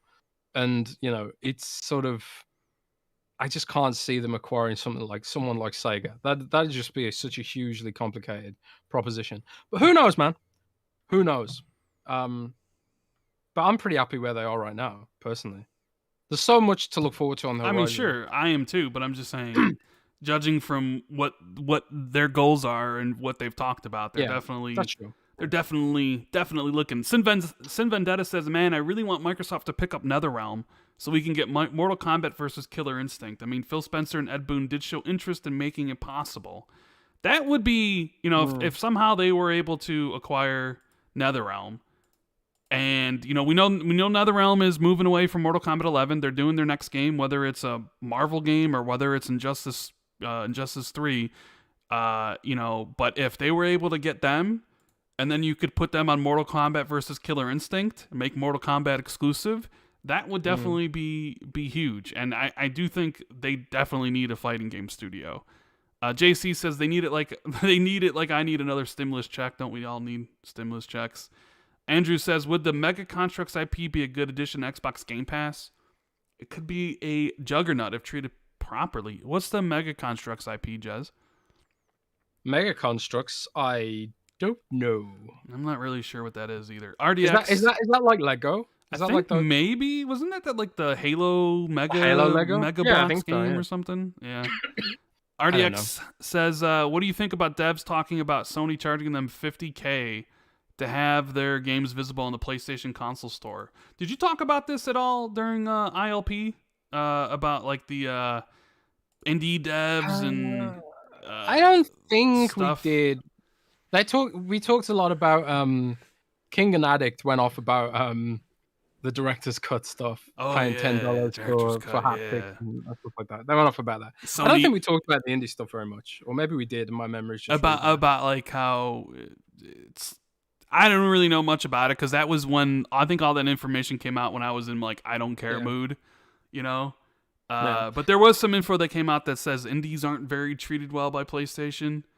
Yeah, a bunch of indie studios. Yeah, So basically, what happened was a bunch of indie studios started expressing their frustration with Sony on Twitter. They posted a bunch of things and made accusations about having to pay tens of thousands of dollars to get a favorable placement on the Sony store. And also, some people shared pie charts showing their game sales, and they were saying like we get loads of sales on Switch, and we get loads of sales on Xbox, and we don't get many sales on PlayStation, which you'd think wouldn't be the case, given that PlayStation has a bigger platform supposedly and more engaged players. But it's just the fact that the discoverability of the games on their store is not as good. Yeah, so people, Stodgy said I did talk about on IIP in my memories week. Yeah, sorry about that. But anyway, I spoke to people at Xbox about this, off the record or whatever, and it was expressed to me that Microsoft doesn't do that. They don't charge people for placement, or favorable rankings. I think like there is a carousel banner, but you can't buy a position on the dashboard, for example, to advertise your game, and you can't and stuff like that. And right below the carousel, it says what the newest game releases are, and that's not algorithmic at all. That's just by the game's release date. So no matter what game is released, you can see it straight underneath the carousel, and you can see I think there's 8 slots or something, 10 slots, something like that. And you can see every game that's recently launched, no matter how big they are, no matter what type of game they are, they're all there together. So I don't have a lot of experience with what the PlayStation Store looks like. I don't have a PlayStation anymore, so I can't remember off the top of my head what it's like. But the accusation was that basically Sony charges people for positioning on that store, which is not very nice, for an indie dev. And it sort of, I think what it did was it compounded with the whole thing that Sony charges devs a sort of fee to offset their losses from crossplay. So if you're like a Fortnite or an Overwatch, you have to pay Sony a huge amount of money for crossplay. Well, you don't have to pay Xbox anything. You don't have to pay Steam anything. So I think that's it's sort of snowballed in with that, and also this narrative about Sony selling features like haptics for $10 with a director's cut. It sort of coalesced with all that to make Sony look bad, basically. So I don't know. That was the whole story about it. It's capitalism, baby. Sony can make those demands because they're the biggest platform. But that's the thing. If enough indie devs come out and complain about it, then Sony might change course, But I don't have particularly strong opinions about it. It sucks, but what are you gonna do, And also, it's sort of it's easy for Microsoft to. Well, actually, Microsoft hasn't pointed a finger at Sony at all. But it's easy for Xbox fans to point a finger at Sony and say, Sony's scum for doing this. But we don't know how Microsoft will behave if they were in the dominant position. Certainly in the last gen, Microsoft alienated a lot of indie devs with its policies on the Xbox 360 with when it comes to Xbox Live Arcade. There are famously Supergiant and the developer of Fez, and I think I did mention this on Lord's podcast as well. Supergiant and the developer of Fez, I can't remember his name. Phil Fish. His name, Phil Fish. Phil Fish. Yeah, that's his name. They hated Xbox or some of the policy, legit. They hated that. Yeah, they did. So it's not like Microsoft's incapable of treating indies badly, but you just have to hope that in the Phil era this wouldn't happen, even if they were in a dominant position, because surely they've got to remember and stay humble. But then we think about this all the time about Sony had its arrogant era with the PS3 and they got slapped for it, and then they came back strong in the PS4 era. Is Sony potentially getting arrogant again? Arrogant Sony again? Yeah, maybe taking people for granted. I don't know. I mean, what do you think about it? I'm not surprised. I mean, you did kind of hear some of those quotes from people being like, Sony was very kind to a lot of the indies when they needed them, and then Sony's first party started getting going, and like Sony didn't really need them. So it's pretty tough to get visibility on the PlayStation Store because Sony's whole business model is AAA games and stuff, and there's so many games that come out that don't get seen that it makes it seem like PlayStation is kind of bigger than everything. So it's just like they're just kind of like, well, if you're just a random indie dev, like why should we care? So it's not that big of a surprise, and maybe they'll work to making it better. But I mean, you've seen a lot of indie devs like go more towards the Switch because their games started selling better on the Switch, and you start seeing some of them more go towards Xbox because of Game Pass and getting that stuff. And Sony does their deals with some of the indies. It's just I don't know. I feel like it's cyclical. You know what I mean? Yeah. I feel like this stuff kind of happens. Like Microsoft had a lot of problems with indies during the 360 era. They had a lot of problems with the indies during the beginning of the Xbox One era because of the parity clause, if you remember, right? Nintendo had a lot of issues before the Switch. It just kind of seems like it comes and goes. Like somebody's doing really well, and then they have success, and then they forget the people that helped them get there. It happens all the time for all these different companies. Gunstar says Lego Kardashians. Jez would definitely buy that. Lego Kardashians, indeed. Victor says, welcome back, Rand. Glad to see you're doing fine. Thank you. Thank you for everyone being here. I think we almost have 1,300 people watching, which is incredible. I haven't released any content in over like 2 weeks. This is the first podcast in over 2 weeks, so the fact that we have like that many people here is awesome. Make sure you guys hit the like button if you're enjoying the show and are as stunned as I am that Jez watches Keeping Up with the Kardashians. Not only watches it, but actually spent money on it. Actually bought seasons of it, right? Spent like $170. Jesus Christ. You need to... I don't know. Boogeyman says, Microsoft just needs to drop a big enough bag off to buy all of WB Studios from Discovery as well. Traveler's Tale Lego mashups with all the first-party games. NetherRealm could do Killer Instinct and Mortal Kombat, and the rest could do Harry Potter and DC. Horace Hamilton with the super chat, but no message. Thank you. Red Cloud Gamer says, buy NetherRealm and grow them to 3 studios, 1 for Mortal Kombat Injustice, 1 for Killer Instinct, and 1 to bring back Mortal Kombat Shaolin Monks. A lot of people want NetherRealm. They're a great developer. Space Dovakin says, Windows Central stock are down 300%. I wonder why that is. And we got one here from Face. He says, how would you guys feel if Sony acquired Square Enix or Capcom and they made everything exclusive to PlayStation and you couldn't play on your preferred platform? Well, I mean, I do have a PlayStation, so Square Enix is sort of already PlayStation exclusive right now when it comes to a lot of their Japanese stuff, right? Like Final Fantasy 16, Final Fantasy Remake, right? Forspoken. They're already exclusive for X amount of time. So, they're already in that position. Capcom, I would just play them on PlayStation. But I don't know. Face, do you think Sony is going to be buying a publisher anytime soon? Do you want Sony to buy a publisher to get back at Microsoft buying Bethesda? Do you think Capcom wants to sell? Because it sounds like Capcom's doing really good, and they don't really need anybody's help. Yeah. I think there was a point in Capcom's life when they might have sold, but I don't think that point is right now. They're absolutely crushing it right now. They really are. They just sort of like need to figure out a sort of, I don't know, a sort of service game that can be their backbone. Like a lot of games, like a lot of companies have like a backbone that they sort of use as a service game. Like FIFA has FIFA Ultimate Team. Like Activision has like a bunch of mobile games, stuff like that. Capcom doesn't really have a big service game. Like it has a few mobile games and stuff. But I think like once Capcom figures that out, they'll just be flying, They've tried with a bunch of Resident Evil multiplayer games. What the hell happened to that Resident Evil Village multiplayer game? What happened to that? Didn't it get delayed? Did it come out? No, I don't think so. What was it called? I can't even remember. Resident Evil...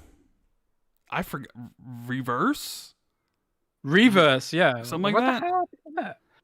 Like, no one wants that. Yeah, I don't know. Yeah, I mean, if like they were to buy those companies, I just would play them on the PlayStation. It is what it is. You know, it's business at the end of the day. Like if I want to play Final Fantasy 16, I know where I need to play it. So it's just I have the system, so it's just a matter of playing it there. It's not that big of a deal. To me, I just would play it on whatever systems I have. God, we kind of went off on a tangent there. Alex says, "God no, Jez, God no." Yeah, people are gonna find out about your love about Capcom or Kardashians, but we were gonna talk about Nintendo because we were gonna laugh at them. Yes, we were.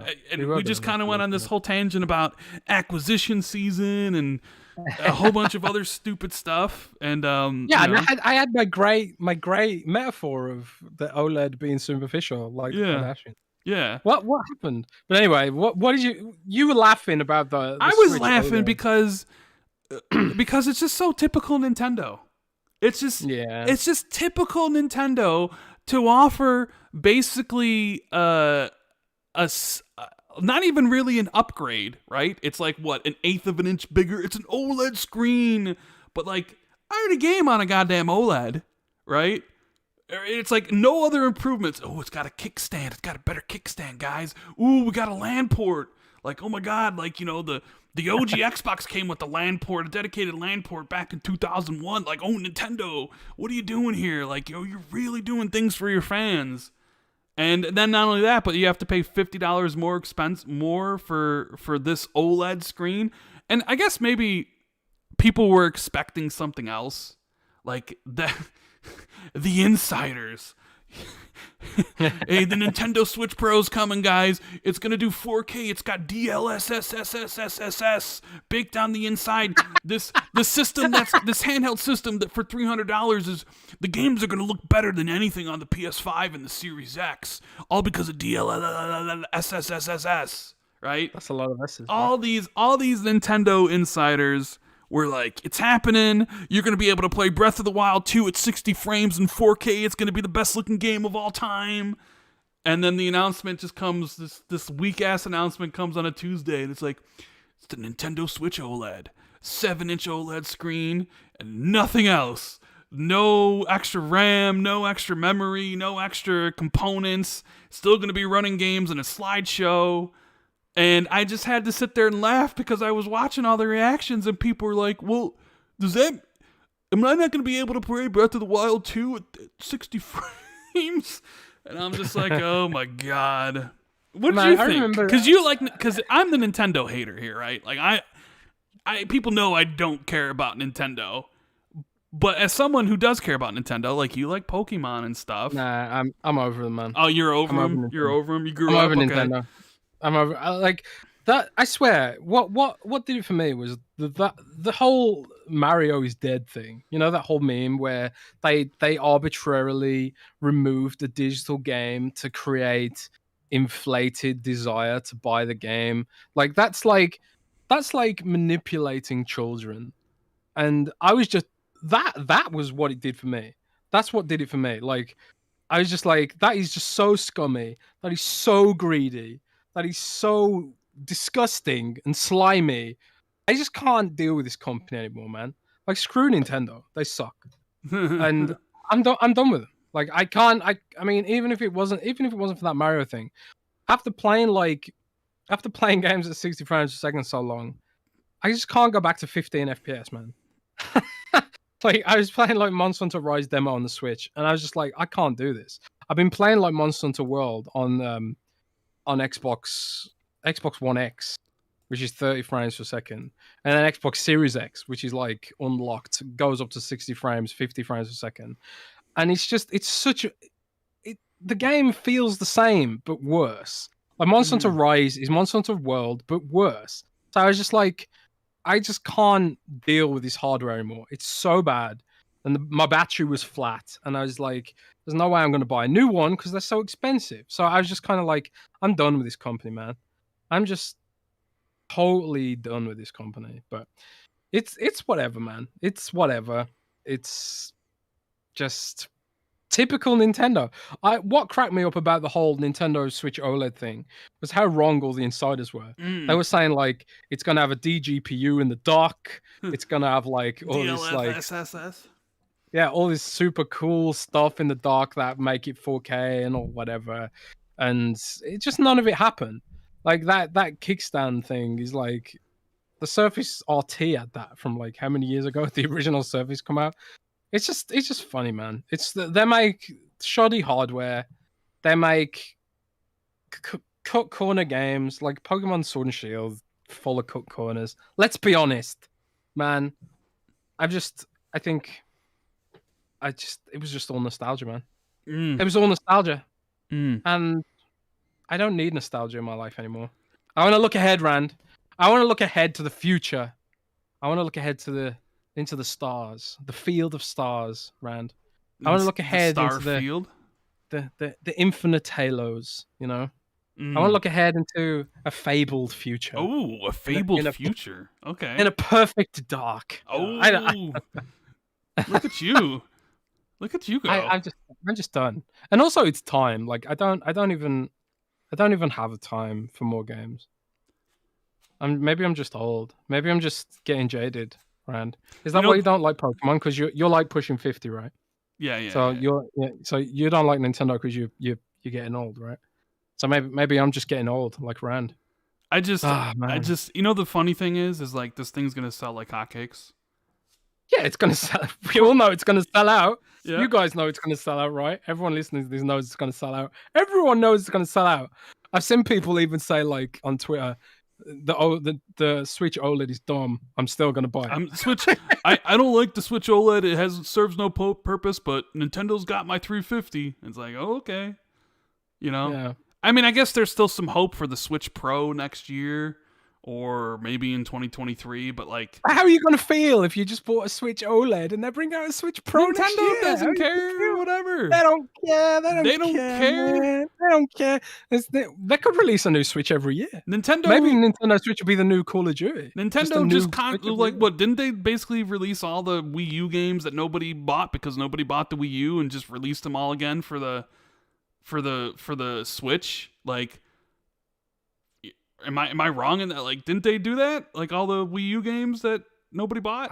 I don't even know because I don't even know when Nintendo released that Zelda game, the Skyward Sword, and then like for $60, right? $60. You have EA literally packaging in 3 Mass Effect games, upgrading them to 4K, doing quality of life improvements across the whole thing.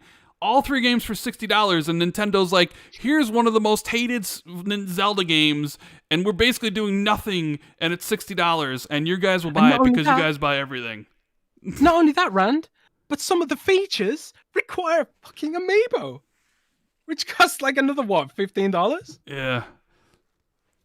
Yeah. Nintendo just gets away with everything. They get away. Nobody calls them out on this shit. They just get away with it. No, I mean, some people call them out, but there's like the people that call them out are like, "This is stupid," but I'm buying it. It's like, oh, okay, you know. The thing is, like, about Nintendo have hit a point where buying their stuff makes you feel a certain way. When I buy a Pokemon game, it makes me relive those moments of my childhood where you still believe that there's a reason to live. You know, you know what I mean? Okay, like maybe that's a bit dark, but you're still like in this sort of childhood wonderment phase where you're innocent and the whole world is full of beauty and possibilities and stuff like that.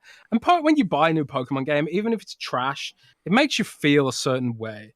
And Nintendo's gotten to that point where it can be like, buying a new Zelda game makes you feel a certain way. Buying a new Mario game makes you feel a certain way. It makes you feel like you're back in the 90s, you know, with your strawberry milk and your cookies and your CRT TV, bathing in the glow of light bulb technology that probably gives you tumors. And, you know, it makes you feel a certain way, man. But that's the problem that Xbox has got. They've got like very little nostalgia books to tap into.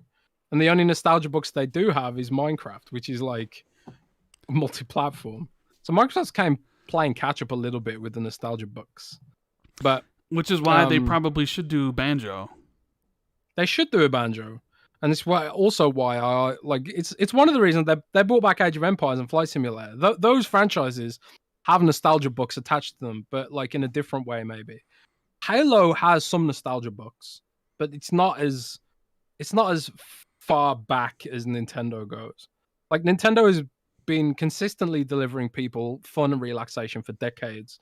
And that is worth something.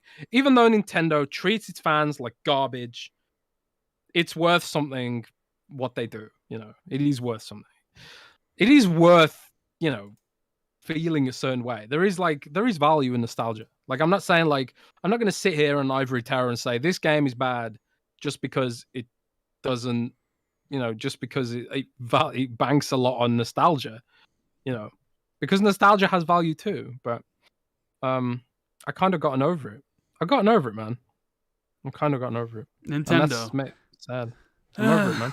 So do you think the Switch Pro that people were talking about is like actually going to come out next year or 2 years from now, or is the Switch Pro going to be the Switch 2? Like, if you had to guess right now today, you have this new Nintendo Switch OLED. You had the rumors about the Nintendo Switch Pro with the DLS and all that stuff, right? 4K. Do you think that is a thing, and do you think it's coming out in a year or two, or do you think that is just the Switch Pro? Like, if you had to put money down on a bet, what do you think? Man, I don't want to know. I don't want to bet on this because Nintendo, like you say, Nintendo could do whatever they want. They could either be like, you know what, we could just ride this out for another year. Why not? You know, and then release it in 2 years, Switch Pro, whatever. I don't see why they couldn't get away with that. They've pretty much gotten away with, you know, outdated hardware for this long. And also Nintendo's doing the whole cloud thing now. Like, I don't know if you saw, but I can't remember what game it is. There is a game coming out for Nintendo Switch that streams from Nintendo's cloud, which is new. So maybe they're thinking like maybe they're thinking we take all the money we make from this and invest it in our own cloud infrastructure. I don't know. They did upgrade their networking infrastructure specifically for Monster Hunter Rise multiplayer because it wouldn't have been possible to run the game on Nintendo's existing infrastructure, which is hilarious. Because Nintendo hadn't upgraded servers since the GameCube days, apparently.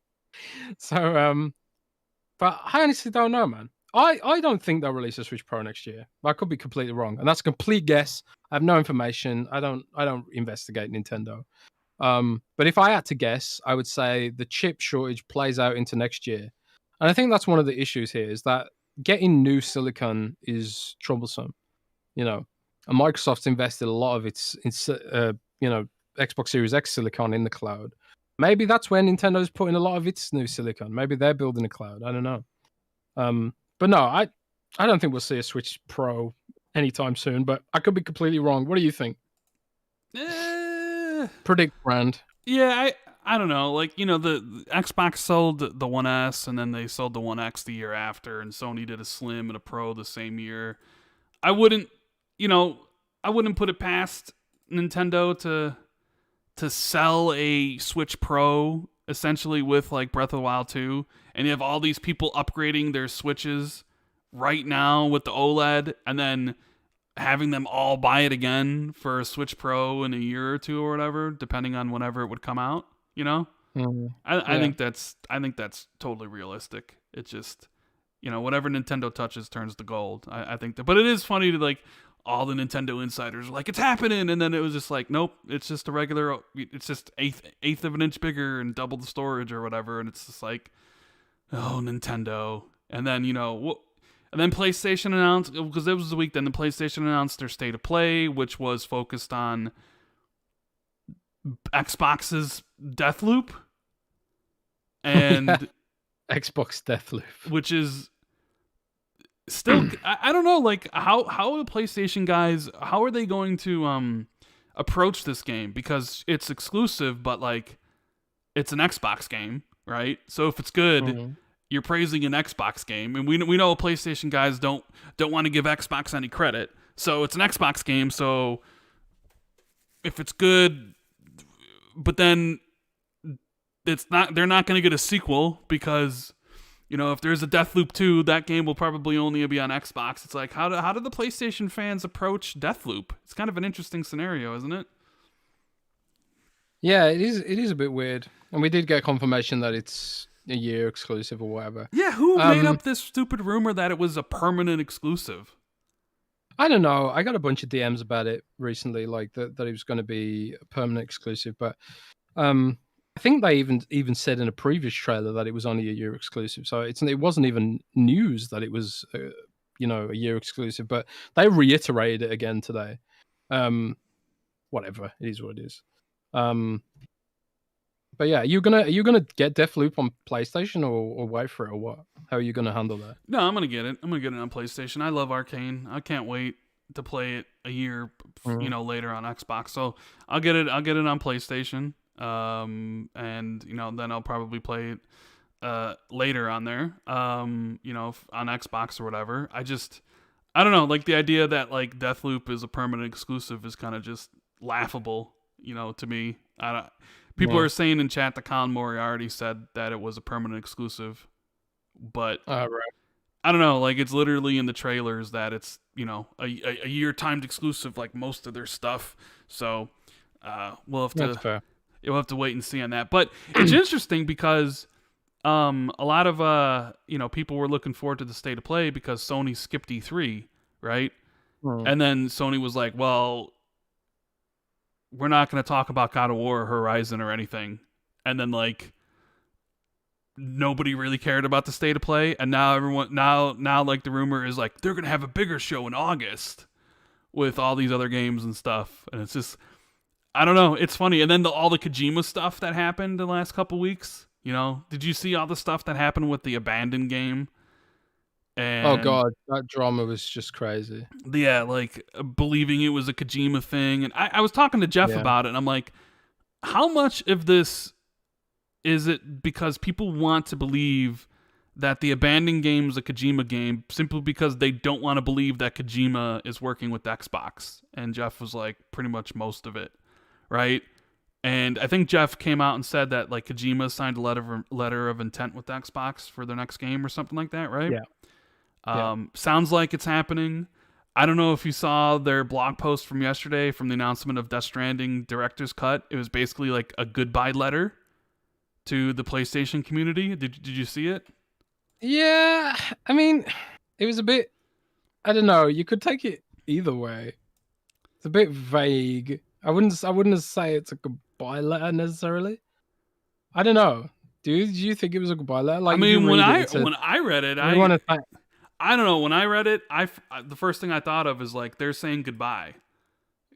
I don't know. Maybe I could be wrong, but that's the vibe I got from it. Was like, we want to thank you, the PlayStation community, for everything you've done. Blah blah blah blah blah blah blah. It just read like, yeah, our next game's not with PlayStation. Like we're moving on. I don't know. That's kind of the vibe I got. But I guess the other thing was I wanted to talk about. Specifically was about this director's cut stuff, the rise of the director's cut. You have. I mean, how do you feel about it, Jess? So you have Death Stranding, a game which you said you were going to finish and you didn't. You got to exactly where I said you were going to get to, and you stopped playing the game, right? Maybe I stopped playing there because you said that, and it sort of did something to my brain. Yeah, I'm sure it did. So maybe it's all your fault, and it's not Kojima's fault at all. So now for $10 you can upgrade to the PS5 version, and they have a whole bunch of new stuff, new story missions, new enemies, new weapons, new whole bunch of stuff. And then you have like the Ghost of Tsushima thing for like $30 you can upgrade, and I think 20 of it is for the expansion, but then 10 of it's like for the haptic feedback of the PS5 controller and some of this other stuff. Like, how do you feel about this rise of this director's cut and like essentially paying for content again that you may have already paid for? I mean, it's kind of irritating. Part of it is symptomatic of the fact that Sony never set up like a system in their back end for making games that translate across the platforms. Like PlayStation 5 and PlayStation 4 are effectively like separate platforms. Like if a developer wants to do like a direct upgrade path, they have to like hard code that into their game or something like that, from what I understand. So like there's sort of like, it's symptomatic of that in a way, but in another way, it's kind of annoying that I know I would be annoyed, for example, if I bought a video game console that had a unique selling point of haptic triggers or whatever. So like, say for example, with that, I mean, I know the triggers on the PlayStation 5 are far more advanced than this, but imagine like, for example, to get like Gears of War's 3D rumble triggers or whatever the Xbox calls it. I can't remember what it's called now. But imagine to get that, you had to like, it was only including the Ultimate Edition. That'd be really weird. I think that'd just be really strange, and it's just doesn't make much sense to me. Like, why wouldn't you include that for free? Like, I have no issue paying for content, and of course, they put a lot of work into that, and they should be compensated for it. But just turning on the haptic triggers, I don't really feel like that's something that should be bundled up and sold off. It kind of, what it reminds me of, Rand, it reminds me of those old EA memes where they show like video games in the 90s, and it's a hamburger with all the stuff in, and then like underneath it's like video games now, and it's like an EA logo, and like you buy like the bun, the lettuce, the bap, the burger, the cheese, you buy all that separately as DLC. It just kind of reminds me of that. But it's not happening to me because I'm on Xbox and I have smart delivery, so I don't really care. I don't think the issue is Ghost having an expansion that they're charged for. Like, that's fine. Like Final Fantasy did the same thing with Intergrade, where it was a $20 expansion. Because Forza does I have that no issue. I have no issue paying for content. It's weird that then they also be like, well, also we want $10 to activate the features of the PS5 for Ghosts, but then like they don't do it for like Death Stranding, and then they didn't do it for Final Fantasy VII, right? Like they just like, or Doom Eternal just has a free upgrade with all this stuff. It's just it's like each kind of thing is its own separate thing, which is weird. I don't know. Faye says there's no $10 upgrade for PS5. To upgrade to PS5 is $30, and for PS4 it's $20.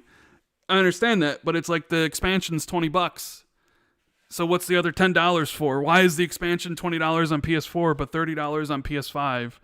And the answer to that question is because of the specific features. I think $20 or whatever for an expansion is more than reasonable. A lot of games do that. I think that's perfectly fine. I have no issue with that. But like, charging for haptic feedback in your controllers and 3D audio, it's like, okay, well, that's definitely something else. And I don't know. Someone asked me if I was gonna get it again, but like, I lost all my saves on the PlayStation, my PS4. Because I didn't upload them into the cloud, because I didn't really know about that. So, I don't think I'm gonna play. I don't think I'm gonna own it again. So, because I would have to like actually play the game again and get to the point where the second island opens up or whatever. And I don't think I'm gonna do that. And the same thing with Death Stranding. Like, I already beat that game, and I don't like. What is the director's cut of the Kojima when Kojima had like full control of that game anyways? Like, I don't know. Like, I have no interest in replaying either of those games really. So, but that just kind of opens up, like, are they going to essentially have a Last of Us Part 2 director's cut and any of this other stuff, so they can essentially resell the content again? I mean, because you can make an argument that like Sea of Thieves could have sold the Pirates of the Caribbean stuff, right? And people probably would have accepted it. Like, oh yeah, that's 8 to 10 hours of content, sold it for $20, blah blah blah blah blah. People would have accepted it.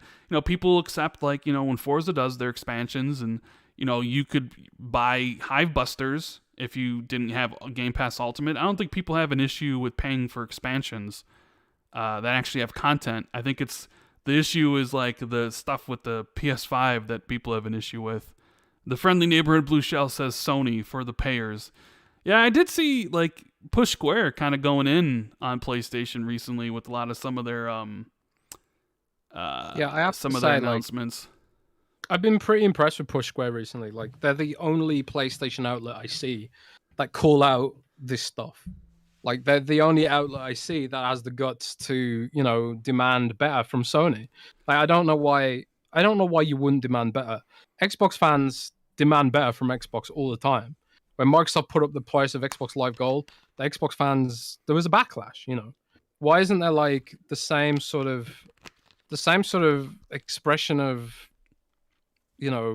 dissatisfaction, like what Push Square is doing? Like, I only see Push Square doing it, and when Push Square does it, if you look under the comments, most people are angry about it. Yeah, they don't because most people don't want Sony to be criticized.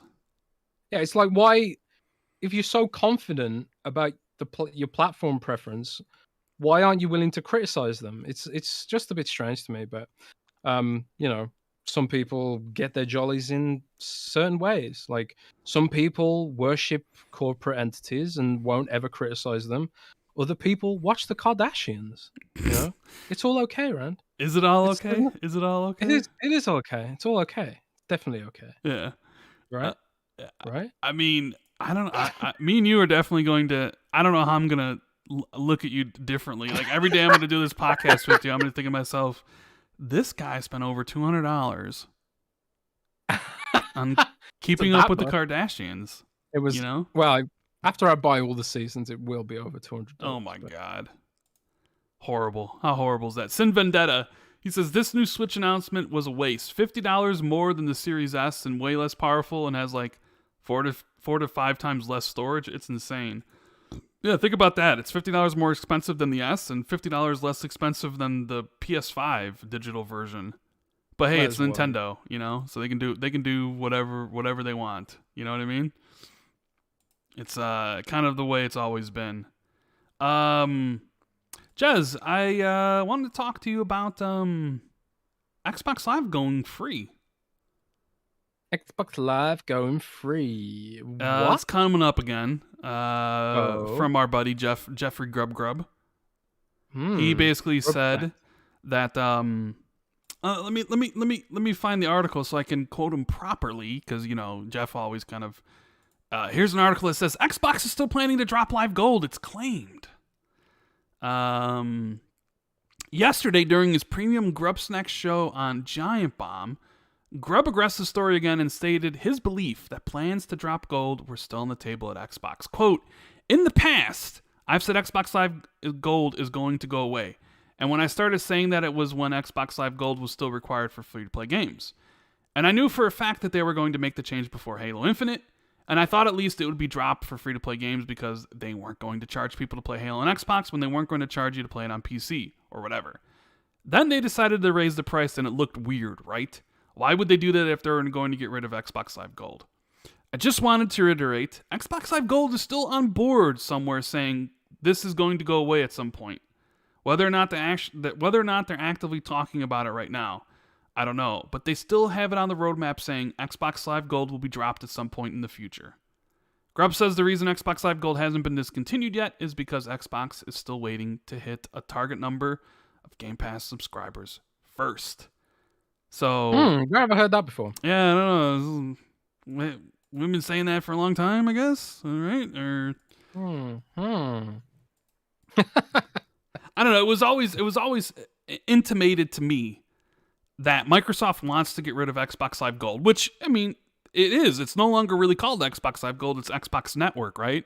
But like the subscription to play multiplayer was always said to me was that they want to get rid of it, but they need to have a certain number of Game Pass subscribers before they can drop it. And that's what me and you have been saying for what, over a year now, basically? Yeah, I mean, that's what I heard that a long time ago. The Microsoft's plan is to drop Xbox Live Gold. And I can't remember what episode we talked about this on, but it was ages ago. We talked about it before. And Microsoft's plan and their goal, their philosophy, is to get rid of Xbox Live Gold paywall. But philosophically, it has to also make sense business-wise because it represents a huge amount of monthly cash flow right now. And at the end of the day, you can't just cut your legs off, to spite your face all of a sudden, because you need to keep that money. At the end of the day, that's cash flow that they would lose instantaneously if they just decided to cut it off.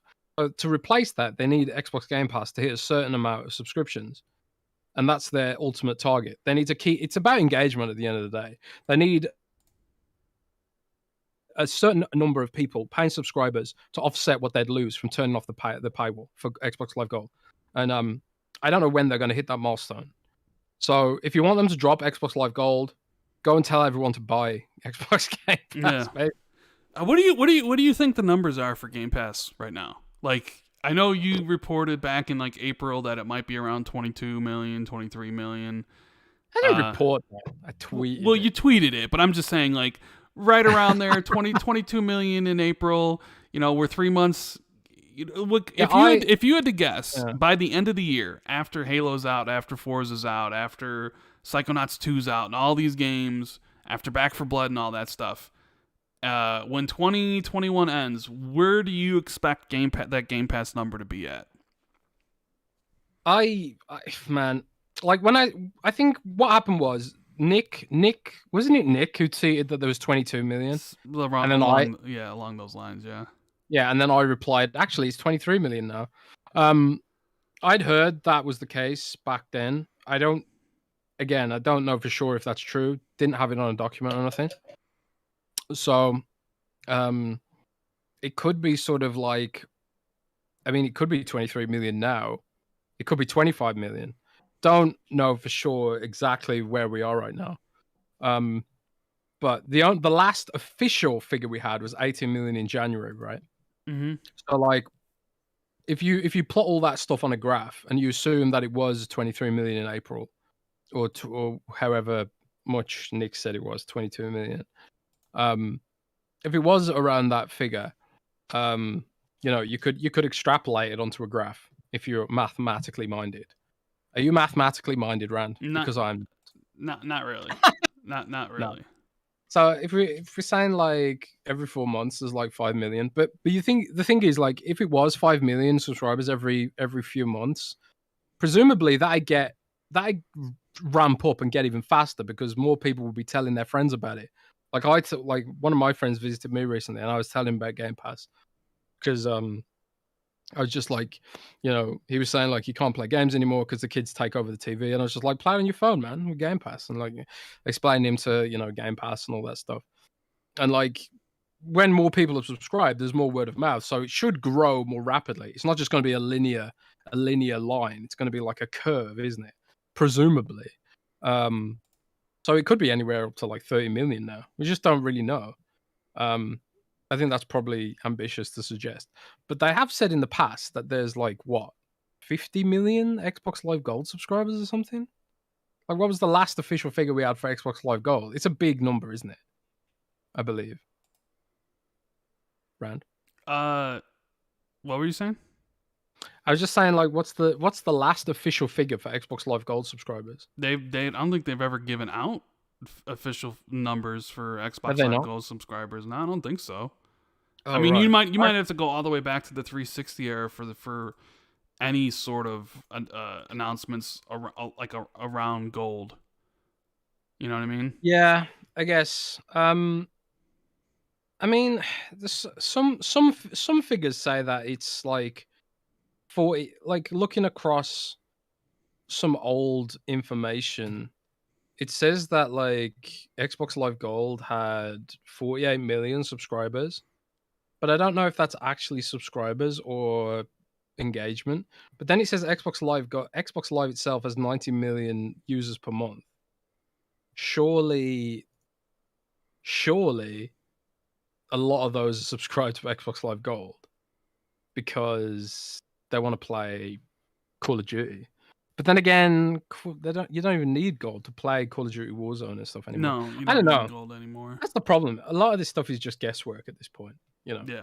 Guesswork and hearsay and all that sort of stuff. But I would assume that Game Pass needs to be at least as much as what Xbox Live Gold is before they'll flip the switch. I think it's like around 50 million. Yeah, I think it's around 50 million. If they can even reach 50 million, because they need to really expand to PC and mobile, or like people really need to start like buying the console and subscribing to Game Pass and stuff. Because it's still, Game Pass's success is still right now largely based on the console aspect of it all. So, I still think it'll go away. Obviously, Jeff thinks it'll go away. So, it's just a matter of time. So we got a super chat from Face who says, "Why wasn't there a backlash for Sea of Thieves Pirates DLC that launched broken on Game Pass? Is Game Pass an excuse to launch games broken?" There was a pretty. I mean, Windows Central. We wrote about it. We wrote about the fact it was broken. What was broken on it? I don't know. I think some quests didn't trigger and stuff like that. There was some issues with it. From what I understand, they fixed it already though. So I mean, it's not like people didn't call them out on it. It was just sort of like it is what it is. It's launch, whatever. I don't think it was that broken to warrant a backlash personally. Yeah. But, it wasn't like people ignored that. Like we covered it, a bunch of websites covered it. So yeah. iSiler says, "I think it's due to folks being content with what's going on like me. So we don't know demand anything really. I don't care about spending $10, but having to restart Doom Eternal once you get the upgrade is a problem with me." And War says, "I think Xbox will pop up new games in Gamescom." So, one thing before we get, this last thing I wanted to talk about before we get out of here was the Xbox roadmap, Jez. Jeff has talked a little bit about it. Cloberl has talked a little bit about it. I'm going to run this by you, and I'm going to see what you think, okay? So, 2021, we have Halo Infinite, Psychonauts 2, Age of Empires 4, and Forza Horizon 5. Obviously, those are essentially confirmed. We know those games are coming. Now, people have been wondering, hey, what's on deck for 2022, right? And so forth and so on. It's 2022 Starfield, obviously November 11th. As Dusk Falls, the Grounded 1.0 release, Forza Motorsport, Redfall, Project Mara, a new project from World's Edge, 2 Forza Horizon 5 expansions, and Deathloop. Now, here's the thing. I don't think Project Mara is 2022. Do you think there's more for that year, 2022, or less? Because just looking at this list, I would hazard to guess that Project Mara, the other game by Ninja Theory, is not in 2022. No, I don't think Project Mara is 2022 at all. I would honestly be surprised if that was 2023. I think Hellblade comes out first.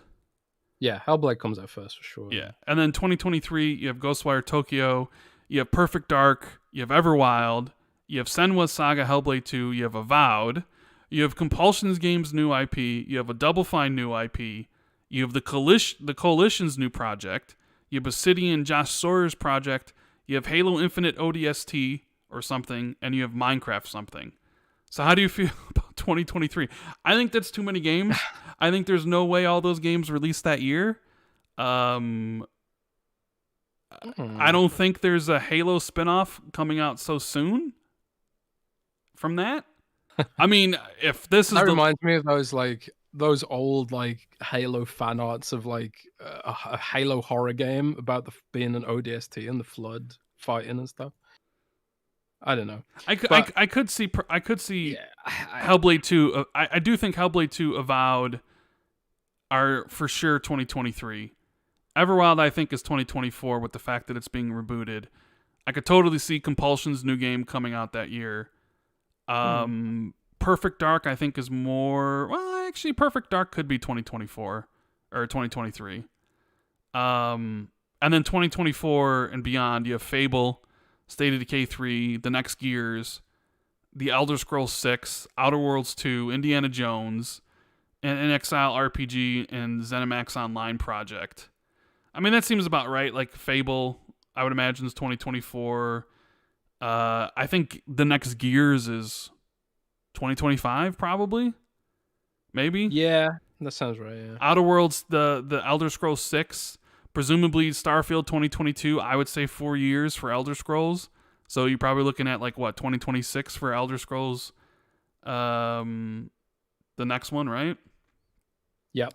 I mean, the whole point here is that there's a whole bunch of games coming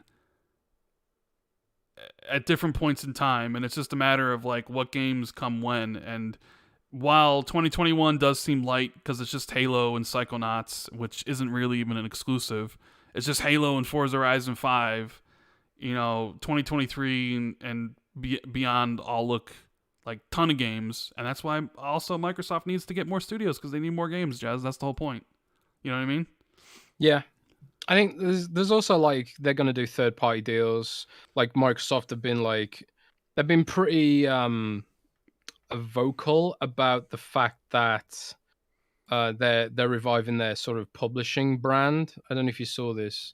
They've restarted the Xbox Global Publishing Twitter.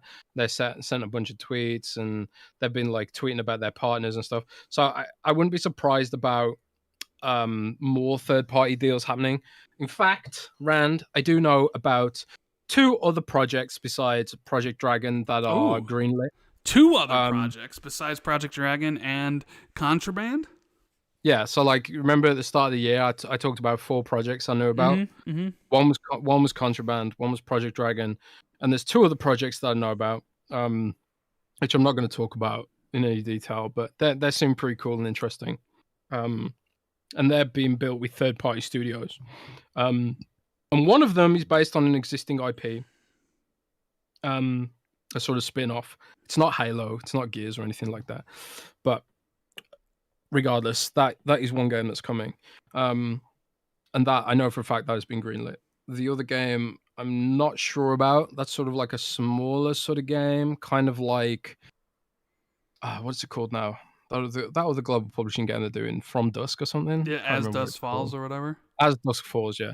So I think that other project might be a smaller sort of game, but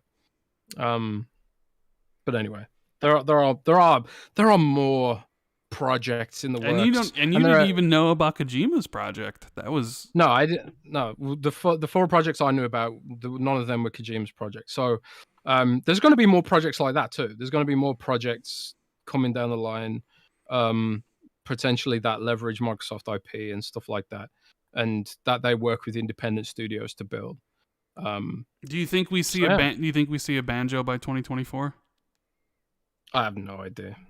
No, you're not even willing to take a guess.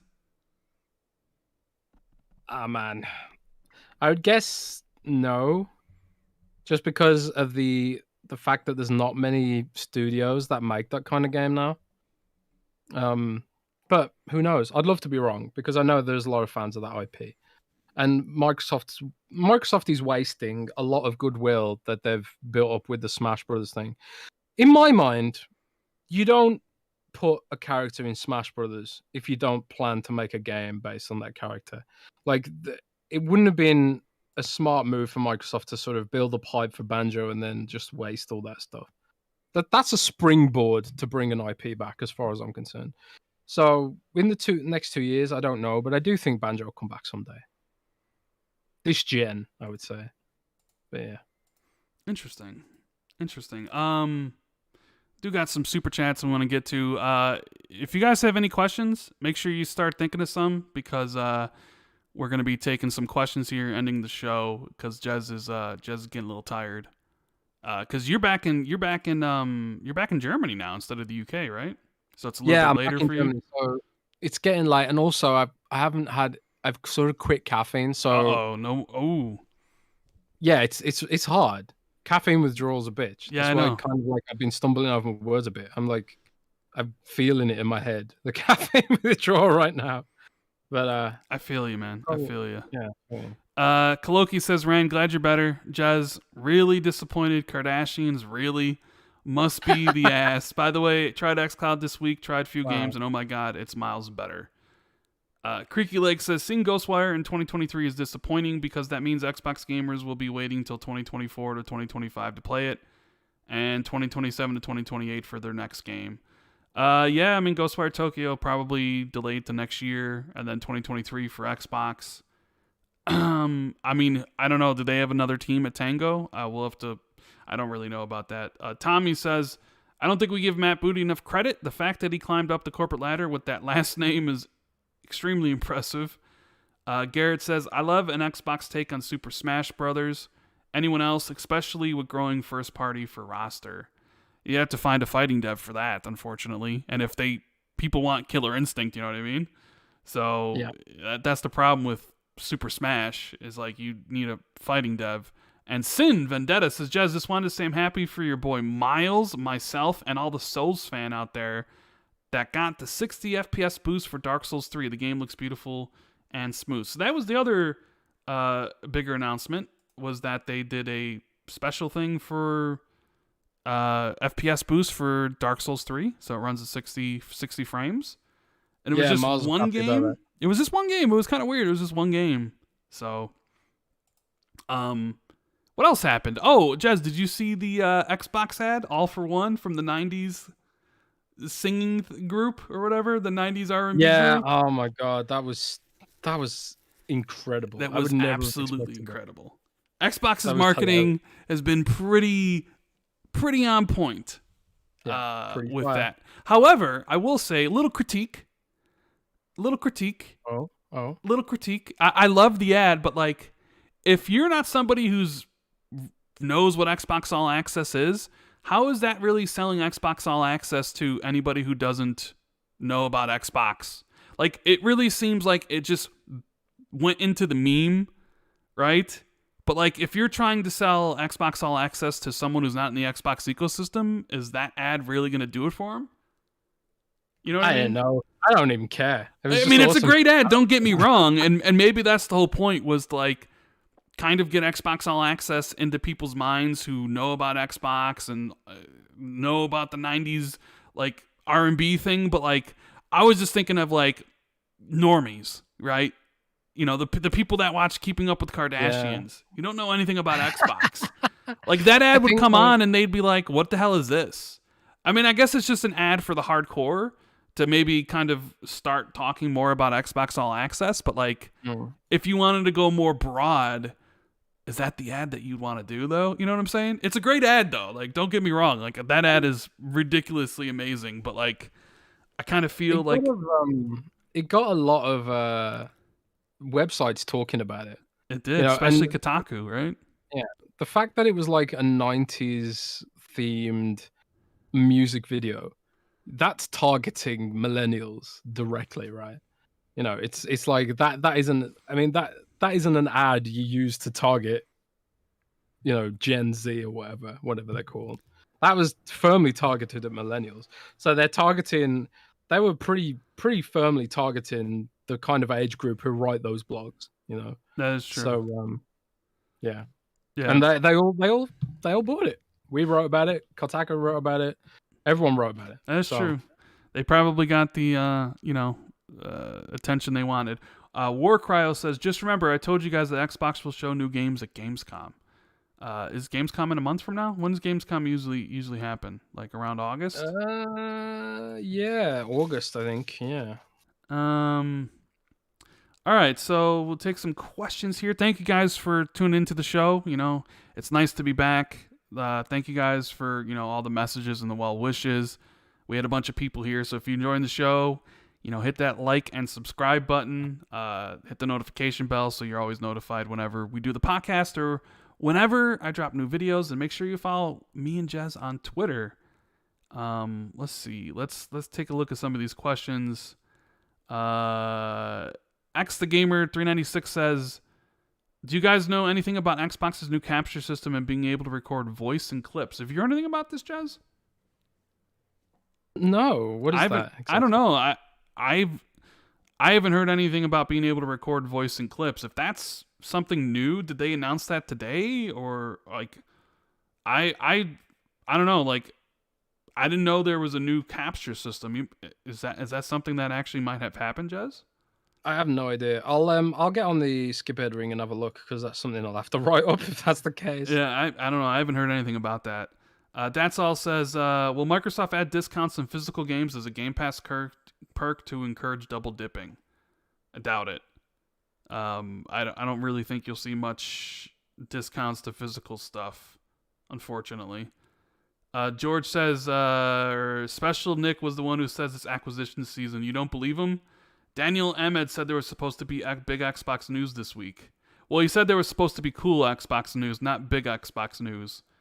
And we all know about Special Nick when it comes to Xbox stuff. He's the ultimate insider when it comes to PlayStation. Oh dear, poor Nick. Poor Nick. Did he ever explain what the shrimp was? Yeah, I don't think he did. He should explain what the shrimp is. I love Nick. Xbox Air is one of the podcasts I listen to every week. He does know what the the meaning of the shrimp is. And if you guys are listening, you should hit him up on Twitter. Maybe hit him up in Discord. Ask him what the shrimp means, and ask him have him be more specific. It's not enough to know what the acquisition season is, because a season can be an X amount of time. Ask him, give us specific dates. We want to know, is it next week? Is it the month of July? Is it the month of August? Is it the month of September? How about the month of November? We want specific time frames, not just like, a random vague thing where if something happens, you can point to and say you were right. We want specific things. Ask Nick about that. Tell him to give us specific information, and I can make a video about it and include him in it, and we can make Nick and Xbox Air even more popular. David says, but Xbox has 33 teams to work on games, and you counted like only 20 in the next 4 years. So what are the other 13 teams doing? That wasn't my list. That was that was Cloberl. Maybe I'll make a video about it soon. Obviously I don't know what every team is doing. That's impossible for someone for me to know, but like the whole point is that like there's tons of games coming, so it's just, I don't know. We don't know what, and like Jez said, like he knows of, 4 global publishing games, and neither of them was Kojima, and there's still going to be more that they're going to be doing every single year. So, Blue Moon wants to know, Jez, why do you alternate from the UK to Germany? Because my girlfriend is German, and I come to Germany to visit and stay with my girlfriend and her family. There you go. See? We've been together for 8 years now. Ooh, 8 years. 8 years. Can you imagine there's someone out there that could put up with me for 8 years? It's kind of, we've been doing this podcast for 4 years. So, yeah.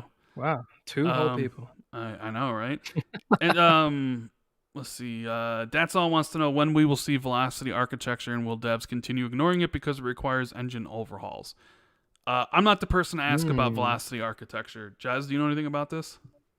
Nah, I think Dealer might be a good person to ask about this, but it is something I want to learn more about, Velocity architecture, and if any devs are using it. Like, is Halo Infinite going to use it? Like, you'd think Microsoft would be the ones who, be like, this is what we can do with this. And they've talked about it a lot, but they haven't really shown what it can actually do in practice. So, I don't know. I think as we get further into the gen and the whole chip problem eases up, and more games move over to next gen, and we say goodbye to Xbox One and PS4 once and for all, I think like a lot of these features that aren't being used will be like, they'll light up a lot more often. But we're in a sort of really long period of cross-gen at the moment because of that chip shortage. But yeah, it is what it is. That's all wants to know if Microsoft will push the PC minimum specs requirements up to match the Series S, or will they cater to low-end PCs?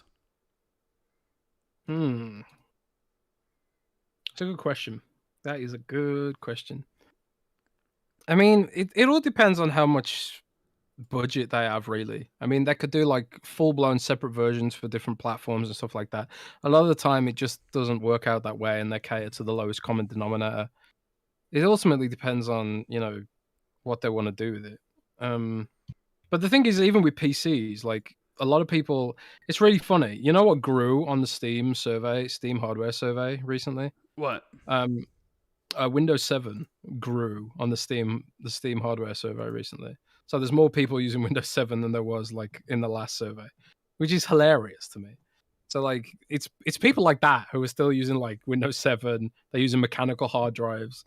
No one's got an NVMe drive. Like everyone needs to be on an NVMe SSD in order for games to like stop catering towards the lowest end PC. But the cloud can potentially offset some of these issues. And Microsoft's going to announce Cloud PC at Ignite very soon. And there's going to be Cloud PC for gaming too.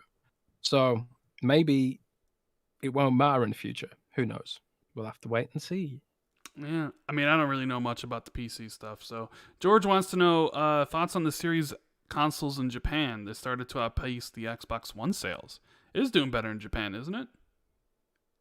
Yeah, apparently it's doing a lot better in Japan than the Xbox One did anyway, but it's still not doing great, you know.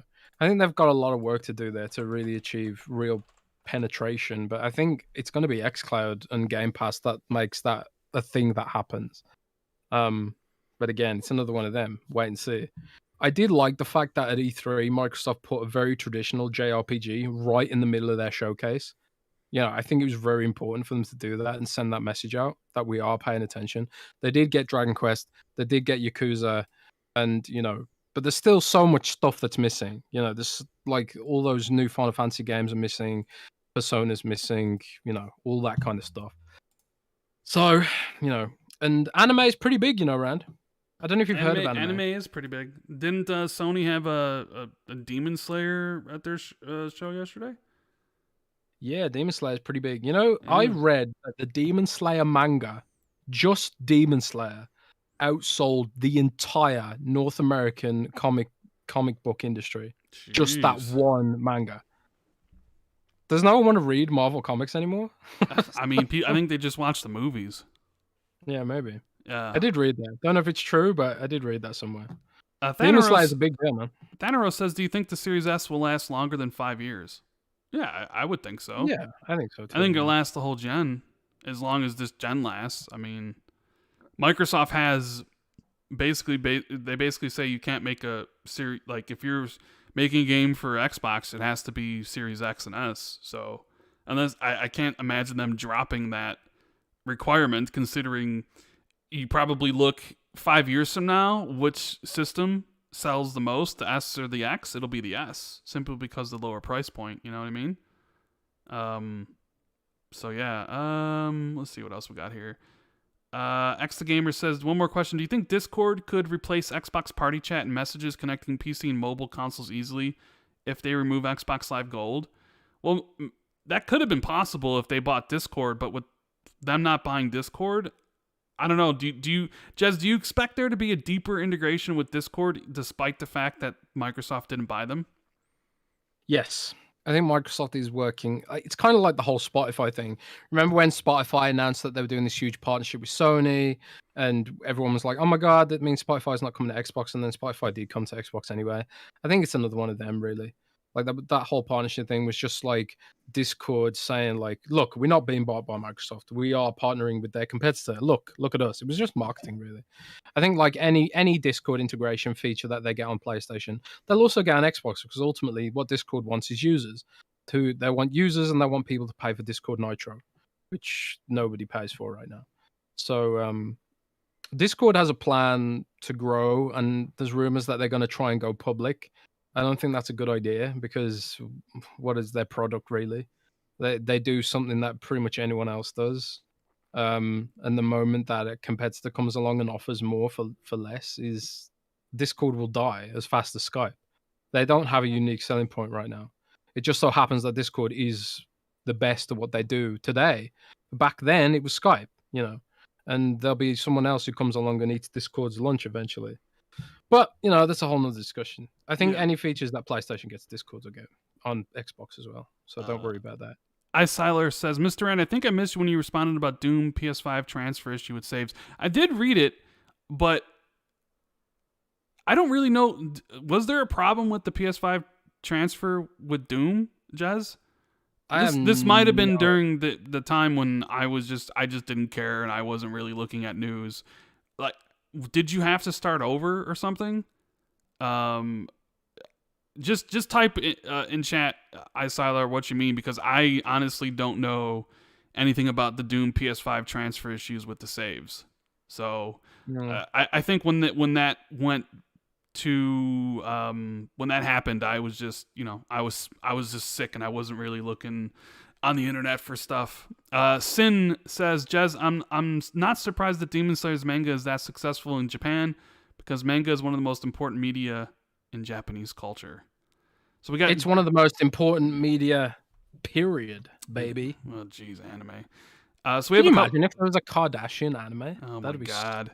The intersection of two amazing mediums. So we have Lucas and Jordan saying that, yeah, Doom Eternal had issues with the saves. Jordan says, yes, you have to start Doom over on the PS5. Well, that sucks.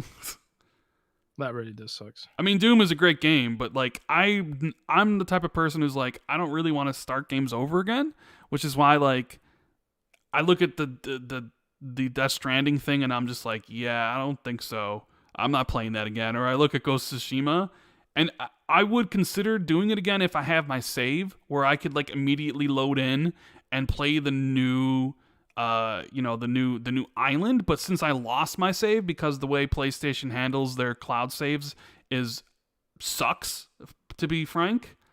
So like I would have to start the game over. Like I don't want to play I love Ghost of Tsushima, but like I don't like playing games over again. I know someone's gonna be like, you just played Mass Effect, and it's like, yeah, 10 years apart from when I actually did. You know what I mean? Like I literally played Ghost of Tsushima last year. Like I don't really want to play through the game again. I'm sorry, that's kind of the way I feel. So, yeah, all those weapons and upgrades for Doom gone. Yeah. Icyler says if you upgraded the PS5 version, your saves don't go with it. It has to be a fresh start. That sucks. That's horrible, actually. Yeah. I wouldn't upgrade it then. Thaneros says Kardashian hentai would be dope. Oh my God. Look what you did. Oh dear. I just made your podcast 18 rating in Google's algorithm. Georgie says Perfect Dark before Fable. Doubt that. I mean, it's just one person's kind of thing. I could easily see Perfect Dark coming before Fable. I could see Fable coming before Perfect Dark. It's just a matter of when. Let's see. Adam says, "Hey Rand, don't you know what's coming? What's coming? More Kardashian jokes? Is that what's coming, Adam?" Oh, he knows. No. It's coming home, baby. What's coming? It's coming home. Oh, Football. It's coming home. Okay. You know what's interesting is before E3, before Xbox did their show, we got during one of the podcasts that we did, Jez. I distinctly remember this, and I need to look through it. Somebody was like, "Hey guys, did you hear about the new game Redfall?" And it stuck in my mind because because it was like Redfall. I'm like, what the hell is that, right? And then obviously like a week or two later, it was Redfall was announced, and I was like, oh man, this guy obviously knew what was going on. Adam says it's coming home. It's coming. Football coming home. Oh geez, here we go. Hey, what's up, Zalker? I don't know if you missed it, but Jez is addicted to keeping up with Kardashians and has actually spent money to buy seasons. Don't let him forget that.